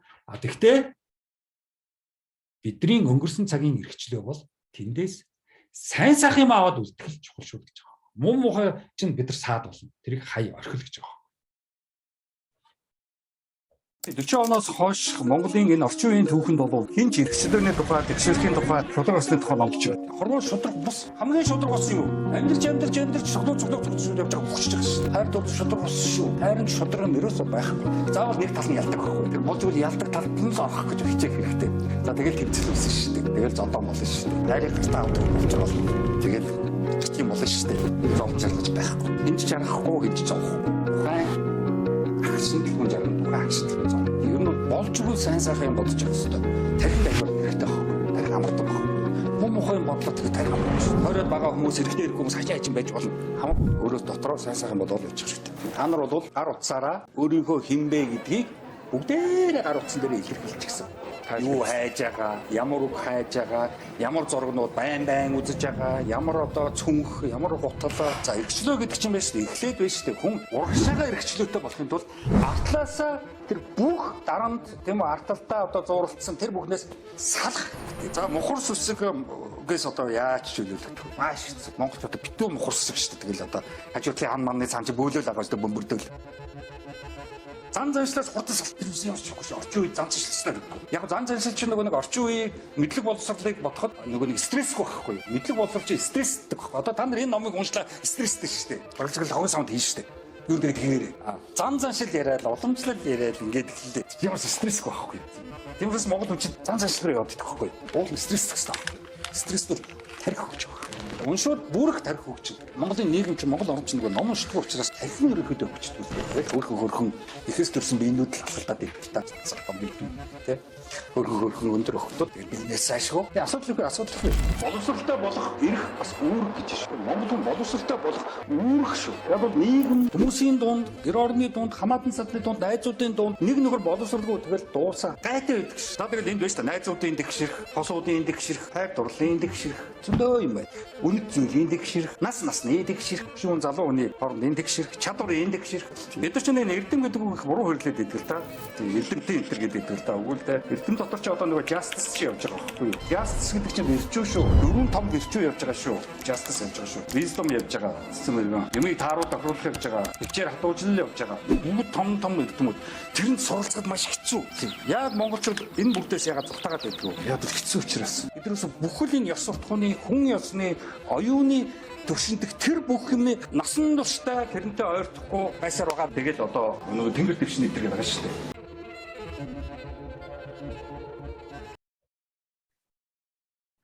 За тэр нөгөө нэг юун дотор одоо юу гэдэг лээ? Тэр хуучин байшинд ингээл хин очиж байгаа шүү дээ. Том Круз чинь. Та нар фильм үзээрэй. Хуучингаар байшин тусгай нөгөө хуучны тавилга яан зүрэ аюух номнууд тэгэл манай чинь нөгөө ном барьж аваад тийм үү? Бүх юм дижитал болчихсон байгаа шүү дээ. Тэр нөгөө ертөнцид нь бүгд компьютер тэгэл нэг л монитор дэлгэц дээр л хуруугаал ингээд байгаа шүү дээ. Тэгэл ингээл тэр эмэгтэй ч ерөөс шууд л юм байгаа шүү дээ. Тэгтэл Том Круз чинь тэр нэг цаасан ном бариад ямар гоё вэ нүү. Тийм. Тэргээ ингээл тийм чи цаасан ном зам бүх юм байгаа шүү дээ. Нөгөө эмэгтэй бол манайг тэгж яваа гэдэг мэдэхгүй байгаа шүү дээ. Тэгвэл цаашгаа зарлж шүү дээ. Мэдээлэл бодоо олгож байна шин. Тэрээс нөгөө бүх юм тасалж хагаад тэндээ очиж нэг амардаг шүү дээ. Бүх юм унтрааж хагаад. Тэгээ энэ дотор энэ Кристинагийн ертөнцгээ тий World of Christina гэдэг энэ одоо алдартай Америкийн нэг зураачийн зураг байдаг. Тэгээ тэнд тэр дандаа юм өлгөөтэй байгааг бас хардаг тэр зургийг. Тэгээ энэ бол одоо маш чухал зураг. Тийм. World of Christina гэдэг. Тэгээ энүүгээр бидэрт бас одоо нөгөө хин яваад байгаа байхгүй. Нөгөө Сартр яваад байгаа байхгүй. Яаж экзистенс болох хүн гэдэг чинь хин юм бэ гэсэн. Тэр яваад байгаа шүү. Энэ зурган дээр ерөнхийдөө та нар сайн ингэж ажихад бол энэ эмэгтэй бол ерөнхийдөө нөгөө хөгжлийн бэрхшээл одоо тий жоохон юутай нөгөө булчин ажиллахаа болоод улам татан болоод идэг тийм өвчин байдаг шүү дээ. Яг тийм өвчтэй эмэгтэй. Тэгээ булчин ажиллахаа ажилгүй болж эхэлдэг нөгөө хин ч тийм байсан. Стивен Хокинг гэдэг физикч чинь бас тийм байсан шүү дээ. Тэгэд энэ эмэгтэй ерөнхийдөө гэрлүүгээ явах гэсэн чинь энэ зүлгэн донд алхаж чадахгүй. Тэгээд хоёр гараараа ингээд газар самардаад тийшээ явах гэж байгаа тэр эмэгтэйг дүрсэлсэн. Яг одоо бодит бас юм эмэгтэй байсан гэдэг юм байлээ. Энийг сайн унших юм бол сонирхолтой бас төвхтэй мэлээ. Гэхдээ энэ нэг лекцийн сэдв арай биш. Тэгээд гол нь энэгээр юу хэлээд байгаа юм бол дахиад нөгөө Сартр руу орж байгаа. Дахиад энэ нөгөө Oblivion фильм рүү орж байгаа. Нөгөө Oblivion чинь Том Круз чинь тийм үү? Орчноо ухаарахгүй буруу програм суулгасан, тархиа угаалгачихсан хүн төрлөختний сайн сайхан хүмүүсийнхаа эсрэг дайсан болчихсон. Бид нар одоо ийм мэдэн шүү дээ. Бидний амьдралд ч байдаг. Юу яасан хүний эсрэг болчдөг. Хүний дайсан болчдөг. Тэгээ дайсагнаад хэлдэг. Үгүй яасан бэ? Яагаад байгаа юм бэ? Юу судсан бөө мэд. Тийм зөндөө байдаг шүү дээ.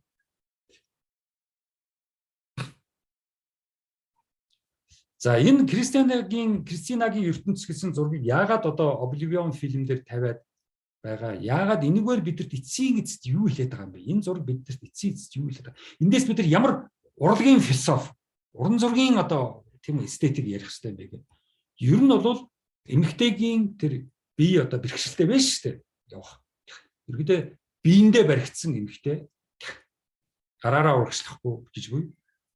Тэгэхээр энэ эмэгтэйгээр юу төсөлж байгааг бол хүн гэдэг ерөөсөө өөрөө дутуу шүү гэдгийг төсөлж байгаа. Бид нар бол дутуу. Бидний бие бол дутагдaltaй.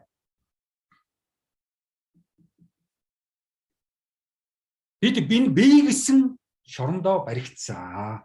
Одоо түрүүчийн лекцүүдээр Ницшегийн нөгөө нэг дээдхэн болох лекцүүдээр ярьжсэн шүү дээ. Бид биенээсээ салах боломжгүй.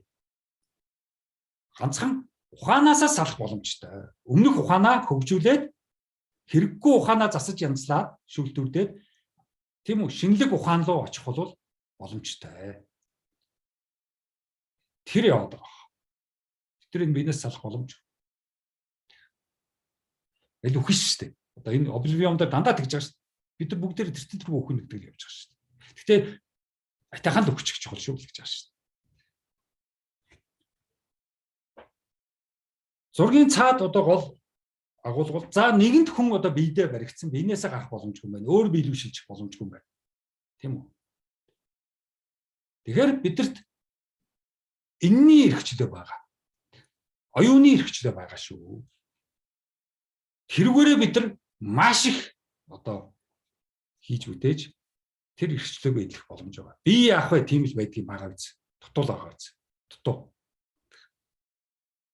Амтан тийм биш байхгүй. Амтан бол одоо жинхэнэ биендээ баригдсан. Энэ асуудал энэ бол ойлголт байхгүй шүү дээ. Бид нар чинь энтэй учраас амтнаас ялгаатайгаар маш их эрхчлөөд. Амт эрхчлөөг. Амьдралдаа нөгөө миний reverse гэдэг байгаа шүү дээ. Хит хитэн удаа дахин төрөх боломжтой. Дахин төрнө гэдэг чинь энэ ухааны дахин төрөлтөд байна.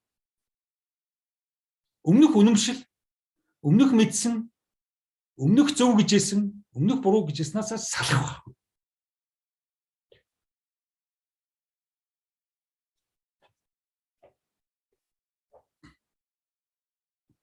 Амтан бол байгалыг дагаж явсарвал дасан цогцдог. Хүн дасан цогцох шаардлага. Хүн яах вэ? Юм хийж бүтээн. Байгалаас хамааралгүйгээр. Тэрийг бид нар соёл гэж нэрлэдэг шүү дээ. Соёлын бүтээгдэхүүнүүд. За соёл боловсронгуй болоод өндөр түвшинд очихоор урлаг болдог шүү дээ. Тэр Монголын нийгэмд өнөөдөр манай улсад бол соёл яриад байгаа л да. Урлаг бол ярихгүй байгаа л да. Урлаг хэцүүлдэ. Урлагч нөгөө нэг айлгаж зочоож дургу хөргөдөг учраас урлаг руу монголчууд орж чадахгүй байгаа. Энэ яс ачим зурцсан. Энэ ямар муухай юм бэл гэдэг. Тэгэл гоё цаахан байх хэрэгтэй юм шиг бодоод байт. За ийм одоо оюуны маш их чухал сэдвийг тэр юун дээр Сартрын экзистенциализмын энэ сэдв чинь явсаар байгаад энэ Oblivion гэдэг фильм дээр амар сайн харагдаж байгаа байхгүй. Тэгээд одоо хүн гэдэг бол ийм л асуудалтай юм байна. Санамж нь ингэж явд юм байна. Юмаа мартдаг юм байна. Сайн сайхны эсрэг гинт эсрэг болцсон явж идэв юм байна. Тэрийг буцааж ухааруулж агаад буцааж эргэж засаж залруулдаг юм байна гэсэн бүхэл энэ хүн төрөлхтний бидний өглөөнөөс орой хүртэл төрснөөс өөхөх хүртэл бидний бүхэл энэ асуудлуудыг бүгдийг нэг базаад харуулж байгаа юм. Дандаа л ийм болж идэг. Энэ бол хүний экзистенцийн хэцүүхэн сэдв. Тийм. Ер нь бол хүн гэдэг хүн байх гэдэг бол Сартрын хэлснээр нөгөө эрхчлөө, за эрхчлөөтэй гэдэг чинь сонголтууд.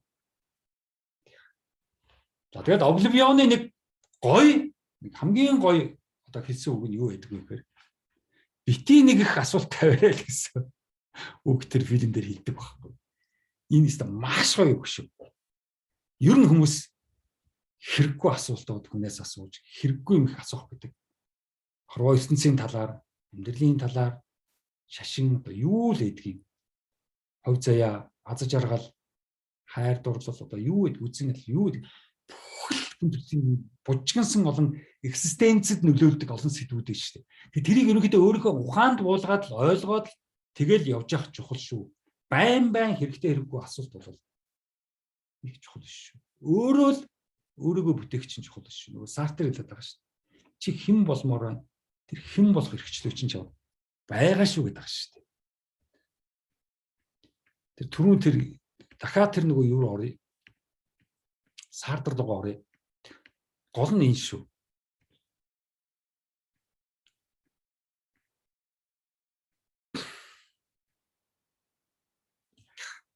Энэ л шүү. Яг дахиад энэ лүгөө бид нар орох хэрэгтэй байхгүй. Нэг дахин толгойдоо бас ухаандаа ингээд суулгах хэрэгтэй байхгүй. Бид нар чөлөөтөө, өргөчлөөдөө шийдэх боломжтой шүү. Би хинбэ гэвэл би энэ миний бүтээлээ. Энэ миний бүтээл чинь би. Би өөрөө ингэж бүтээсэн. Нөгөө талаараа намайг бүтээ тэргүй миний бийг хинж бүтээж чадахгүй би л бүтээж шүү дээ. Би бол яг ингээл төрчих шүү дээ. Энэ бол яг тэгэл нэг булчинтай булчингөө өндөр нам эрэгтэй эмэгтэй царайтай ингээл төрнө шүү дээ. Гол нь одоо би яг хинбэ гэдэг болох чухал. Хинбэ гэдэг болоход чинь Сартрын хэлснээр эрхчлөө дэндүү их байна. Нөгөө эрхчлөө гэдэг чинь ямар аюултай юм бэ? Чи миний өмнөөс сонгочих. Чи миний өмнөөс хэлчих. Чи миний өмнөөс шийдчих гэдэг чинь аргагүй байхгүй. Өөрөө шийдээд өөрөө сонгочих юм бол дараа нь буруутахаас айгаад байна шүү дээ. Бүтлгүүцсэн үед. Бүтэлтэй болж яах вэ? Баярлал явчих. Тэгээд нэгийг сонгвол нөгөө олноос татгалзнаа гэдэг чинь л аюултай байна. Тэгэхээр бид нар чинь довтын асуудалд орж байгаа. Үргэлжийн асуудалтай. Өнгөрсөн хойно тэр үед би дэгэх байсан юм байна. Дэгчдэг байж гэдэг чинь дандаа явах байхгүй. Энийг зогсоох боломжгүй, өөрчлөх боломжгүй. Дандаа ийм юм болно шүү гэдгийг Сартер хэлж байгаа байхгүй. Уурлах хэрэггүй, богинодох хэрэггүй. Ийм юм болдго юм аа. Шийдэх бүрд буруутай, шийдсэн үед дандаа л буруутдаг. Яагаад гэвэл нэгийг л сонгоод нөгөө тэр олон боломжуудыг орхисон. Тэгэхээс ч өөр арга байхгүй. Яг бидний амьдрал богино учраас бушуугуун шиг л нэгийг л шүүрж яваад сонгоод шийдэхээс өөр арга байхгүй. Мэргэжил байна уу, юу байна уу, ажил байна уу, юу байна уу. Ингээд нөгөө олон орхигчнуудынхаа өмнө үргэлжийн буруутай үлсэж байгаа байна. Эмч болно гэж байгаад инженер болцсон болов үргэлж би эмч болох байсан штэ гэдэг чинь насан туршид явж байгаа байхгүй. Тэр үед л эмч болцдог байж. Одоо даанч инженер. Тэр чи яваал юм дуусахгүй. Өгөхөд хамтал өгөх. Тэгэхээр нөгөө нэг одоо Сартрын бас ирдэг. Тэр нөгөө эрхчлөөгөө эдлэх хэрэгтэй. Ямар эрхчлөө эдлэх хэрэгтэй вэ? Яг хүмүүсээ буруу яриад байдаг чинь мэрэгжил бүхэн сайхан гэж. Тэр чинь мэрэгжил бүхэн сайхан биш л дээ. Мэрэгжил бүхэн сайхан муухай чухал биш. Гол нь тухайн тэр мэрэгжлийн хүн өөрийнхөө мэрэгжлийг сайхан болгож чадж гэнэ үү гэдэгтэй л байхгүй. Тэр тухайн хүн сайхан болгож чадвал тэр мэрэгжил сайхан харагдана. Тухайн хүн тэр мэрэгжлийг сайхан болгож чадахгүй муухай болгож харагдвал муухай л харагдана. Тэр мэрэгжлээс ямар ч хамаагүй тухайн тэр хүнээс л хамаатай байхгүй. Мэрэгжил сайхан муухай байх. Тэр хүн л тэр мэрэгжлийг муухай харагдуулдаг. Эсвэл сайхан харагдуулдаг. Тэгээ яг нөгөө талаас бидний одоо нөгөө сонголт хийхээс татгалзсан гэвэл одоогийнхоороо үргэлж одоо хэвээр үлдэнэ гэсэн үг. Энэ бас л нэг шийдэл. За тэгээд ингээд амьдралд нэгэнт богинотол хурдан шийдэх хэрэгтэй. Хорон бүр үүтэй. Үргэлжийн сонголт хийж явах шаардлагатай. Хугацаа богино. За ийм нэг одоо маш их хэцүү, маш олон сэдвүүдийг ингээд гаргах гэсэн юм маш төвхтэй лекц өнөөдөр байлаа. Яг бол энэ сафтарлуу бид нар орохын тулд маш их хэцүү. 20 дугаар зууны яг одоо бидний ээж аав, бид нар та нарын ээж аав, та нарын эмээ өвөө одоо юу гэдэг би ч одоо нас бол дээр үеийн хүн шүү дээ. Та нарт бол дээр үе гэсэн ойлголт байхгүй шүү дээ. Тэгэхээр тийм учраас энэ бол маш чухал. Өнөөдрийн Монгол улсыг ойлгох гэвэл дараагийн лекц 2 одоо дахиад лекцээр энэ сартраар бид нар яагаад энэ дэлхий юм юм бэ?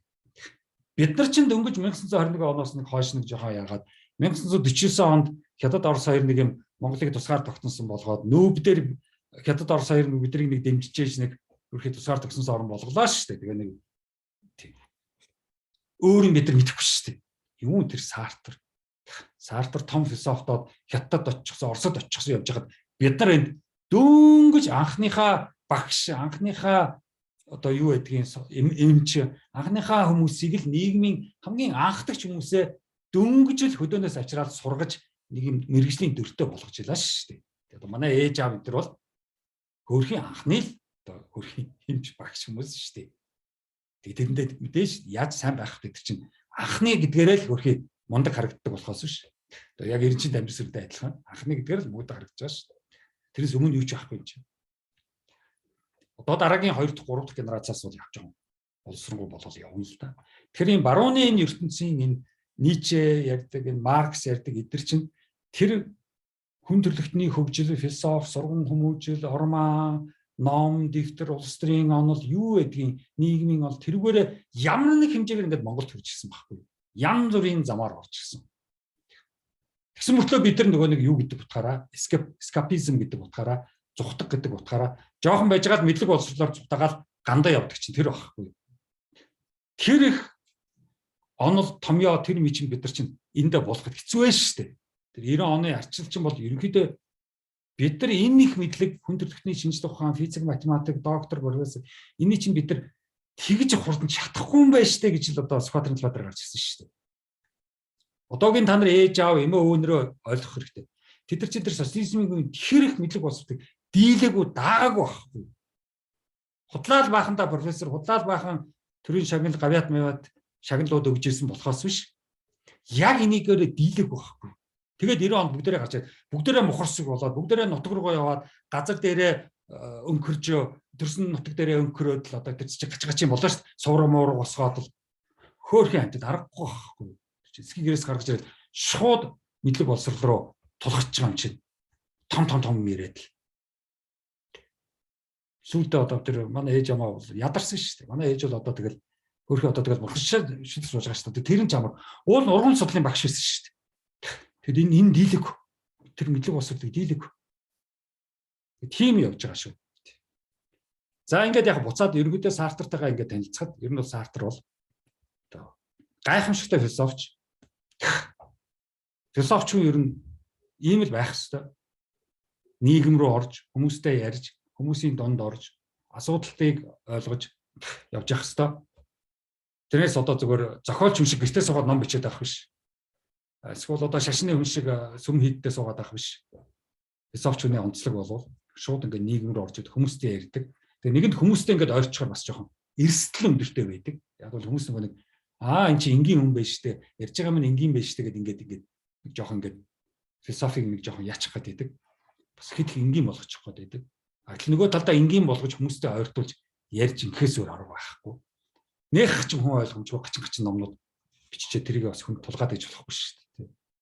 Шин тэгэл бас жоохон шээсол гэсэн. Тэгэхээр энэ бол одоо тэгээд хятад оронд очижсэн Мао энэ төр одоо юу гэдгийг тэр оронд очиж бүх юм ярьж ирсэн. За энэ үед бид нар юу ч мэдэхгүй. Дөнгөж л нэг амьдрал үсгээл явж ирсэн. Хятад ч бол 1000 жил 2000 жилийн төвхтэй улс төрийн төвхтэй сургууль өмчлийн төвхтэй. За Оросд бол очиод явсан. Оросыг бид нар мэднэ 20 дугаар зууны ихээр тийм үү? Бүхэл сонгодог хөгжим, уран зураг одоо юу гэдгийг шинжлэх ухаанаар гаргууд байлаа шүү дээ. 1910 он, 1920 онд. Тэр үед Оросууд маш их Нобелийн шагнал авч ирсэн. За тэднийг бол бид нар зөвөр л өнөөдөр тийм үү муухай Орос одоо архич Орос гэдгээр явждаг. Бүр Оросуудтай нэлээд уулзаж Москвад олон удаа ирж ирсэн Сартар. Тий Оросд их дуртай байсан садагч. За Арабын ертөнц рүү очиж өнөөдрийн бидний энэ ойлгоод байгаа нефтийн дайн, газрын хий, тийм үү? Одоо хаал дай бол дандаа нефтийн шатхууны л одоо асуудлууд үүсээд байна шүү дээ. Тийм. Тэр чинь нөгөө Арабын ертөнц маш ихээрээ байдаг. Одоо Сауди Араб, тэр Эмират тэр тийш гэж Иран бол маш их нефттэй, бас Ирак нефттэй. Тэгээ яагаад тэнд дайн болоод байдаг гэдэг чинь ойлгомжтой л байна. Энэ ард түмнүүд дайн ихгүй шүү дээ. Өөрснөө буугаар бодохчгүй шүү дээ. Буу үйлдвэрлэгчгүй шүү дээ. Одоо миний нөгөө Герман орн чинь дэлхийд буу зэвсэг үйлдвэрлэл, танк үйлдвэрлэлээр 2 төлөв 3-т ордог ч гэж. Тэнгуул би чи Германыг үзий ядаад эхэлж байгаа юм чинь муухай юм бэ. Тэр одоо Монгол хүн би чинь экзистенцийн том асуудал орж иж шүү дээ. Хин зөвийн хинэн буруу юм гэсэн. Миний л одоо бас экзистенциализм, Монгол экзистенциализм одоо гарч иж байгаа байхгүй. Энэ бол Франц, Европын экзистенциализм. За Монгол экзистенциализм одоо ямар байх ёстой энэ орчин чинь. Том Америк, том Орос, том Хятад гэсэн юм 3 томын дунд бид нар яах ёстой. Дээр нь Европ гэсэн бас нэг нөхдүүд гараад ирсэн. Энэ дотор бид нар яаж экзистенц, яаж байж, яаж өөрийгөө олж, яаж шизотчихгүй шиг, яаж бүр одоо тэр чигээрээ эскейп болоод алга болчихгүй шиг өөрийгөө барьж явах хэрэгтэй юм. Тэр чинь тэр психологи чинь Сартр бидэнд хэлээд нь шүү дээ. Чи юу ч хийж яах ч эрхчлөө чинь чамд байгаа шүү. Тэрийгэ чи. Тэгэхээр тэр болгондоо чи асуудалд орно. Тэрийгэ тоох хэрэггүй шүү.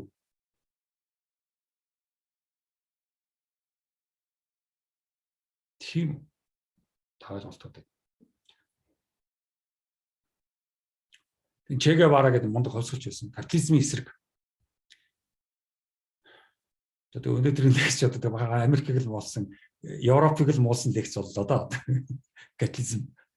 Тэгээд энэний эсрэг одоо нэлээд одоо тэмцэжсэн. Кастрог та нар мэдж байгаа тийм Куб орн. Тэгэл өнөөдөр одоо тэгэл социализм гэдгээрээ үлдэх гээд л хөрхий тэмцээл гэдэг одоо чадах юм уу? Капиталистуудад ялагдана л да. Уул нь улс төр социалист эдийн засагт одоо капиталист байвал болно гэх зүгээр л дээ.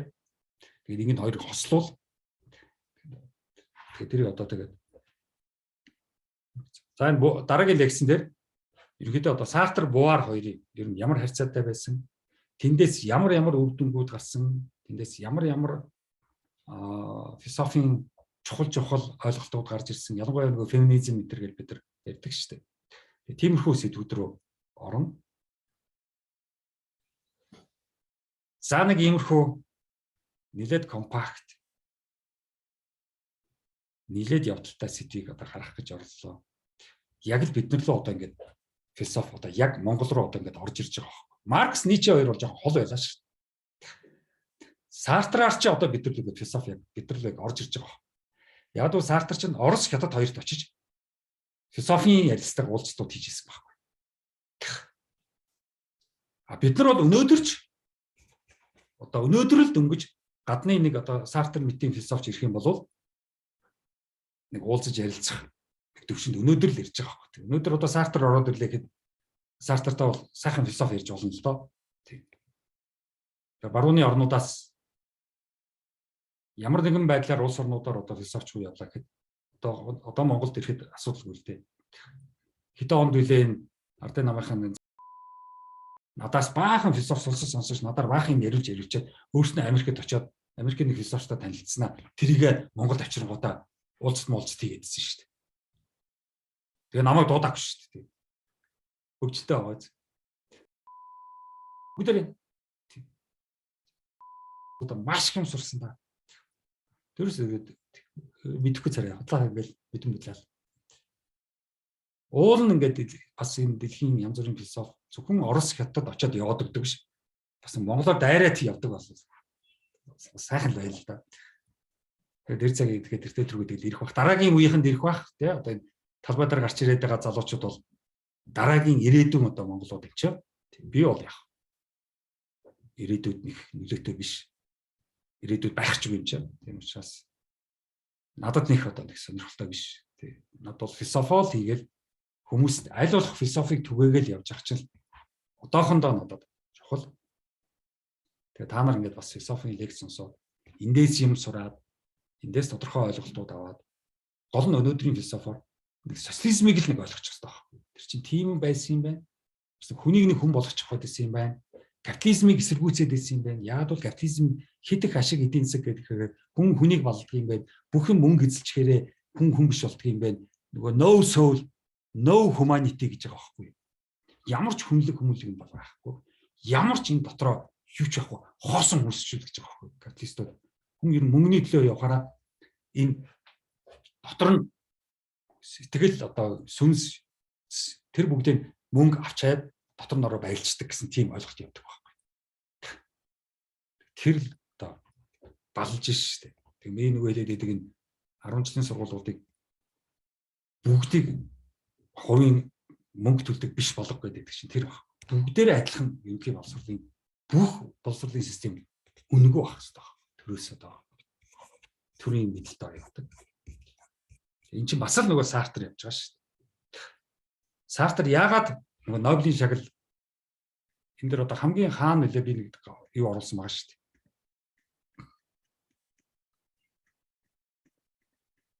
Хаана байлаа? Тэрийг яриаг юм болов? Тийм. За ингээд яг ер нь бол тийм. Сартрын ер нь бол Сартр бол маш олон ном бичсэн шүү. За энэ номнуудын тухай дараагийн лекцэд ярина. Тэ? Ерөнхийдөө хүний эгогийн тухай трансценденц. За төсөөллийн тухай imagination.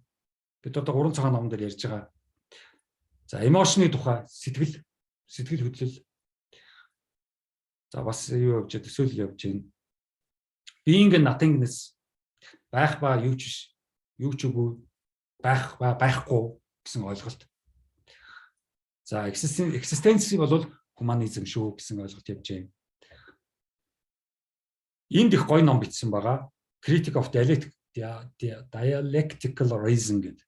Тэгээ энэ нь болохоор яг ер нь бол диалектик ухамсарын шүүмж гэсэн. Reason гэдэг чинь ухамсар гэдэг үг шүү. Энэ манай энэ нөхдүүд энэ reason гэдгийг учир шалтгаан гэдээ орчуулад идэв шүү. Философт бол ухамсар гэдгээр явдаг байхгүй. Философи мэдхгүй хүмүүс учир шалтгаан гэдэг. За тэгэл янз бүрийн этикийн тухай бас үнэн ба экзистенцийн тухай номнууд маш их номнууд ицсэн юм болов. Сартр. За хамгийн сүүлд тий Сартр ерөнхийдөө Нобелийн шагналаас одоо татгалцсан. 64 онд үлээ тийм 1900 онд. Маш их одоо ном бичээд маш их философи маш их юм хийсэн л дээ Сартр чинь. Хүнтэй суугаагүй шүү дээ. Бүгд мөгд одоо хүн гэр бүл мөрүүлийг ерөөсө хайсан шүү дээ. Би зөвхөн философт нь. Тэгээд ер нь тэгжээжл ийм их юм бичнэ л дээ. Тэгээд яг аж амьдрал гэр орон тэр бүх юм бас болцоотой л доо энэ чинь маш их бич. Чинэл гайлаас гаралтай. Тэгээд тэр үеийн Франц орн чинь боломжтой эртний одоо орон учраас хүн бүх юмнаас татгалзаад философтод иж бололдог л доо. За манай чинь бол тэгэл одоо хэцүү шүү дээ тандаа мэдээж бүх юмнаас татгалзаад хэцүү. Тэр чинь маш их одоо мухар сүсгийн маш их хуучнараа орно шүү дээ одоо тий. Үнтэй суухгүй бол одоо яадаг чинь яагаад байгаа сууж гэдэг юм уу, өгтэй болж гэдэг юм уу, тэгч гэдэг юм уу. Тэгэл ном бичээл гэртээ суугаач гэдэг юм одоо ямар нэг аргаар хүнийг аймаар мухаа ингээд юм хуулц шиг ирээд тэгээд бүгдээр ингээд хүнийг ингээд хүн дээр суугаад хүнийг алдаг байхгүй. Манай нийгэмч. Зүгээр л хүнийг тоохгүй орхидог байхгүй. Өө энэ хүн өөрийнхөө эрхчлөгээр явна мэд. Тийм үү ганцаараа амьдрал амьдрын л үз. Хүнтэй суухгүй бол тэр л үз. Бүгд нүгт байхгүй бол тэр л үз. Тийм үү?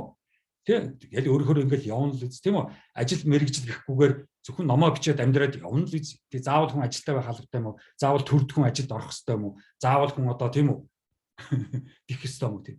Тэг бид нар чинь тэгдэггүй тийм хөөрхийн хэцүү артсан байхгүй. Сартрын хувьд гоё Францад төрсэн эрхчлөөтэй атархмаар тий.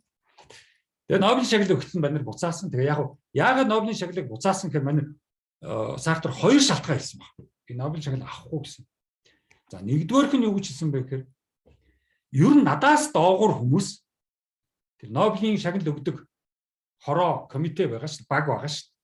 Надаас энүүгээрээ дор хүмүүс намайг шагнал гэдэг бол жоохон готомшигтай гэсэн. Тийм. Хоёрдугаарт би бас уншигчтайгаа хүндлээд авахгүй гэсэн. Яагаад гэвэл би Нобелийн шагналтан гэдэг нэг нэр зүүчих юм бол Тэгэл дуусаа. Энд чи яг шоронтой адилхан. Нобелийн шагналт гэдэг ойлголттой. Миний уншигчд тийм үү? Одоо Нобелийн шагналтын хүний номыг уншиж байгаа гэдээ бүр доод түвшинд очноо. Тэгэхээр шагналаар намайг алж болохгүй. Гутааж болохгүй. Тиймээс Сартр амьдралын турш ямар ч шагналыг аваагүй тоохгүй байсан. Наадах чинь гутам шиг намайг яг ална. Намайг зүгээр ингээд тамгалчж байгаа. Тэгэхээр уншигчид миний номыг авахлгондоо тэр шагналтан ийм Нобелийн шагналтан гэдгээр харна гэдэг чинь юу гэсэн үг вэ? Дэндүү явцоор л гэсэн. Тэгэхээр философч хүн бол ийм байдаг тийм. Манай Монголын нийгэмд одоо монголчууд гэдэг нэг тийм молор эрдэнэ гэдэг нэг юм философчтой харлаад маш хэцүү байгаа. Тэр чинь цаанаа ийм утгатай баг. Одоо надад шагнал өглөө би авахгүйг бол одоо юу гэх бол одоо өө энэ одоо төрөөгөө тэглээ. Төрийн шагналыг арайч дэмдэж байна. Ингэж болохгүй штэ ч гэдэг юм уу. Энэ юу нэг хийн тэргээл одоо яг л хэлсэн ш. Эх орныхоо, улс орныхоо том хүндэт шагналыг авахгүй гэж татгал заач гэдэг юм одоо ингээл. Тэгэл гч юм ярил ганжиг гунжиг гэж явчих штэ. Тэр философч хүн гэдэг ийм. Ялангуяа Сартр гэдэг бол маш их төвхтэй ойлгоход маш их хүнд философч шүү. Өнөөдрийн тэгэхээр бидний ухааныг маш их дээд түвшинд аваачиж тавьж байгаа байхгүй. Та нар олигтойхон байгаарай. Уншигчтай хүртэл олигтойхон байгаарай гэж байна шүү дээ. Би доошоо ороорой. Тий. Та нар Сартрын номыг уншсан дээр үстэй философч. Тэрнээс Нобелийн шагналтны номыг уншна гэдэг бол ямар муухай доод түвшинд вэ гэдгийг хэлж байгаа байхгүй. Тэр чинь юм уу хэдэн юм итгэхгүй нөхдүүд л тийм хүнд нэг шагнал өгж байгаа шүү дээ. Тэдний юу гэж хаашаа харсан юм бэ?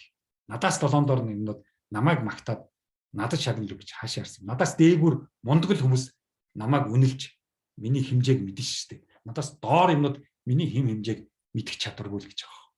Баг доромжлол байгаа.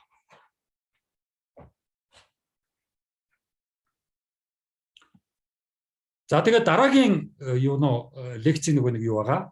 11 юу гэдэг шүү дээ. Нөгөө 100 асуулт. Тэгэхээр 61-ээс 70 хүртэлх. За энэ дээр дахиад нөгөө экзистенциализмын асуултууд явж байгаа шүү, тэ? Эхний асуудал одоо хүн амьдралд одоо тийм үү ямар нэгэн зорилго, шалтгаан, утга учир одоо юу гэдэг тэрийг одоо яаж олох юм бэ? Дахиад амьдралын асуулт гараад ирнэ. Одоо мэдэхгүй. Тийм. Ярилцах хэрэгтэй. За одоо тэгээд тийм үү ямар ч зовлон юугаар одоо тийм үү зөвхөн л одоо аз жаргал боломжтой юу бөөмөд одоо буддизм шашинд бол дандаа зовлон гэж байгаа шүү дээ амьдралыг. Аз жаргал бол өөр хэцүү шүү дээ.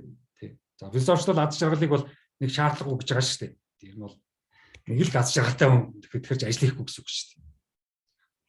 Номоо бичихгүй шүү дээ. Аз жаргалтай. Би одоо аз жаргалтай суугаад байх юм бол ямар ч ном бичихгүй шүү дээ. За do knowledge and understanding make you content happy гэсэн. Юундэр мэдлэг юмыг ингэж ойлгож байгаа. Хүнийг одоо аз жаргалтай болгохгүй.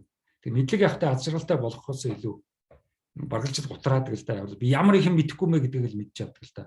Тэгэхэд бол маш их мэдэхийн төлөө явдаг л та. Тоо гэж юу вэ? Тэг 1-ийн тоо, 2-ийн тоо, 3-ийн тоо, 4-ийн тоо, 5-ийн тоог л яваад байгаа шүү дээ. Энэ бүх тоог маш их асуудаг л та философчид. Яг бол 1-ийн тоогоор юуг тэмдэглэх боломжтой вэ? Тэгээ өөрөөр хэлбэл хорвоод ганцхан байдаг юм хаа байна. Тэгвэл 1-ийн тоо гэж биш. Хорвоод 2хан байдаг юу байна? Тэгвэл 2-ын тоо гэж байж болно. Хорвоод 3хан байдаг юу вэ? Тэгвэл 3-ын тоо байж болно. Тэр бүгд байхгүй гэвэл тэгвэл тоо чинь зүгээр л абстракт юм байна шүү дээ. Байгаль амьдралд 1 2 3 гэсэн ойлголт бол байхгүй байна гэж байгаа. Тэр нэлээд том математикийн том ойлголт яваад байдаг шүү. За нөгөө нэг fate exist гэх түрүүчийн лекцэнд бас ярьжсэн те хувь заяа, хувь тавилан те тэр явж гин. Ниче бол тийм чи бол чи өөрийнхөө хувь заяа гэдэг байгаа шүү дээ. За ер нь бидний одоо амьдрал бол тэр чигээр одоо зүг зүйтэй адилхан нөгөө хиний хэлжээд нөгөө хятадын философийн ойлголт явж гин те ер нь бол бид нар одоо тийм үү зүйдэл одоо хүний амьдралууд бол яг зүйдлэгтэй адилхан шүү гэсэн ойлголт явдаг шүү дээ. Яг нэг зүйдлж байгаа эрвээхний тухай тийм хүн болж зөвлөд байгаа ирвэхээ юу? Эсвэл бол би одоо ирвэхэд зөвлөж байгаа аль нь юм гэсэн гоё философи байдаг. За одоо энэ дээр бол reason болвол одоо юу арай өөрөөр орж ирж байна. Philosophy reason биш, зүгээр өдөр тутмын ярианы reason. Тийм амьдрал дотор учир утга үе гэсэн тий. За everything одоо яавал цаашаа яана гэсэн amiob гэсэн. Тэгэхээр өөрөөр бид нар юу гэж харж байна? Тэргээрээ л ингээд хараад байгаа юм уу гэсэн одоо бас нэг юм ойлголтоор явж байгаа. Энэ хамгийн сүүлд бол бүр амар асуулт явж байна. Одоо яг энэ oblivionтэй маргалж хэлдэг үстэй. Parallel universe гэж бий юу? Одоо бидний энэ universe байгаа шүү дээ. Бүх галактик одоо сүүн зам мам Андромеда юу өчнөө тэрбум одтой ийм одоо universe байгаа шүү дээ. Энэ universe-ийн хажууд дахиад бас ийм том universe бий юу гэсэн асуулт явж байна. Ямар яхан бомбд би мэдхгүй. Би мэдхгүйгээл мэднэ. За лекц. Өнөөдрийн лекц нэг иймэрхүү олон сэдвүүд авсан. Нэгэн тийм холимог юм лекц байлаа. Дараа уулзтлаа баяртай. Агаал тавьсан баярлалаа.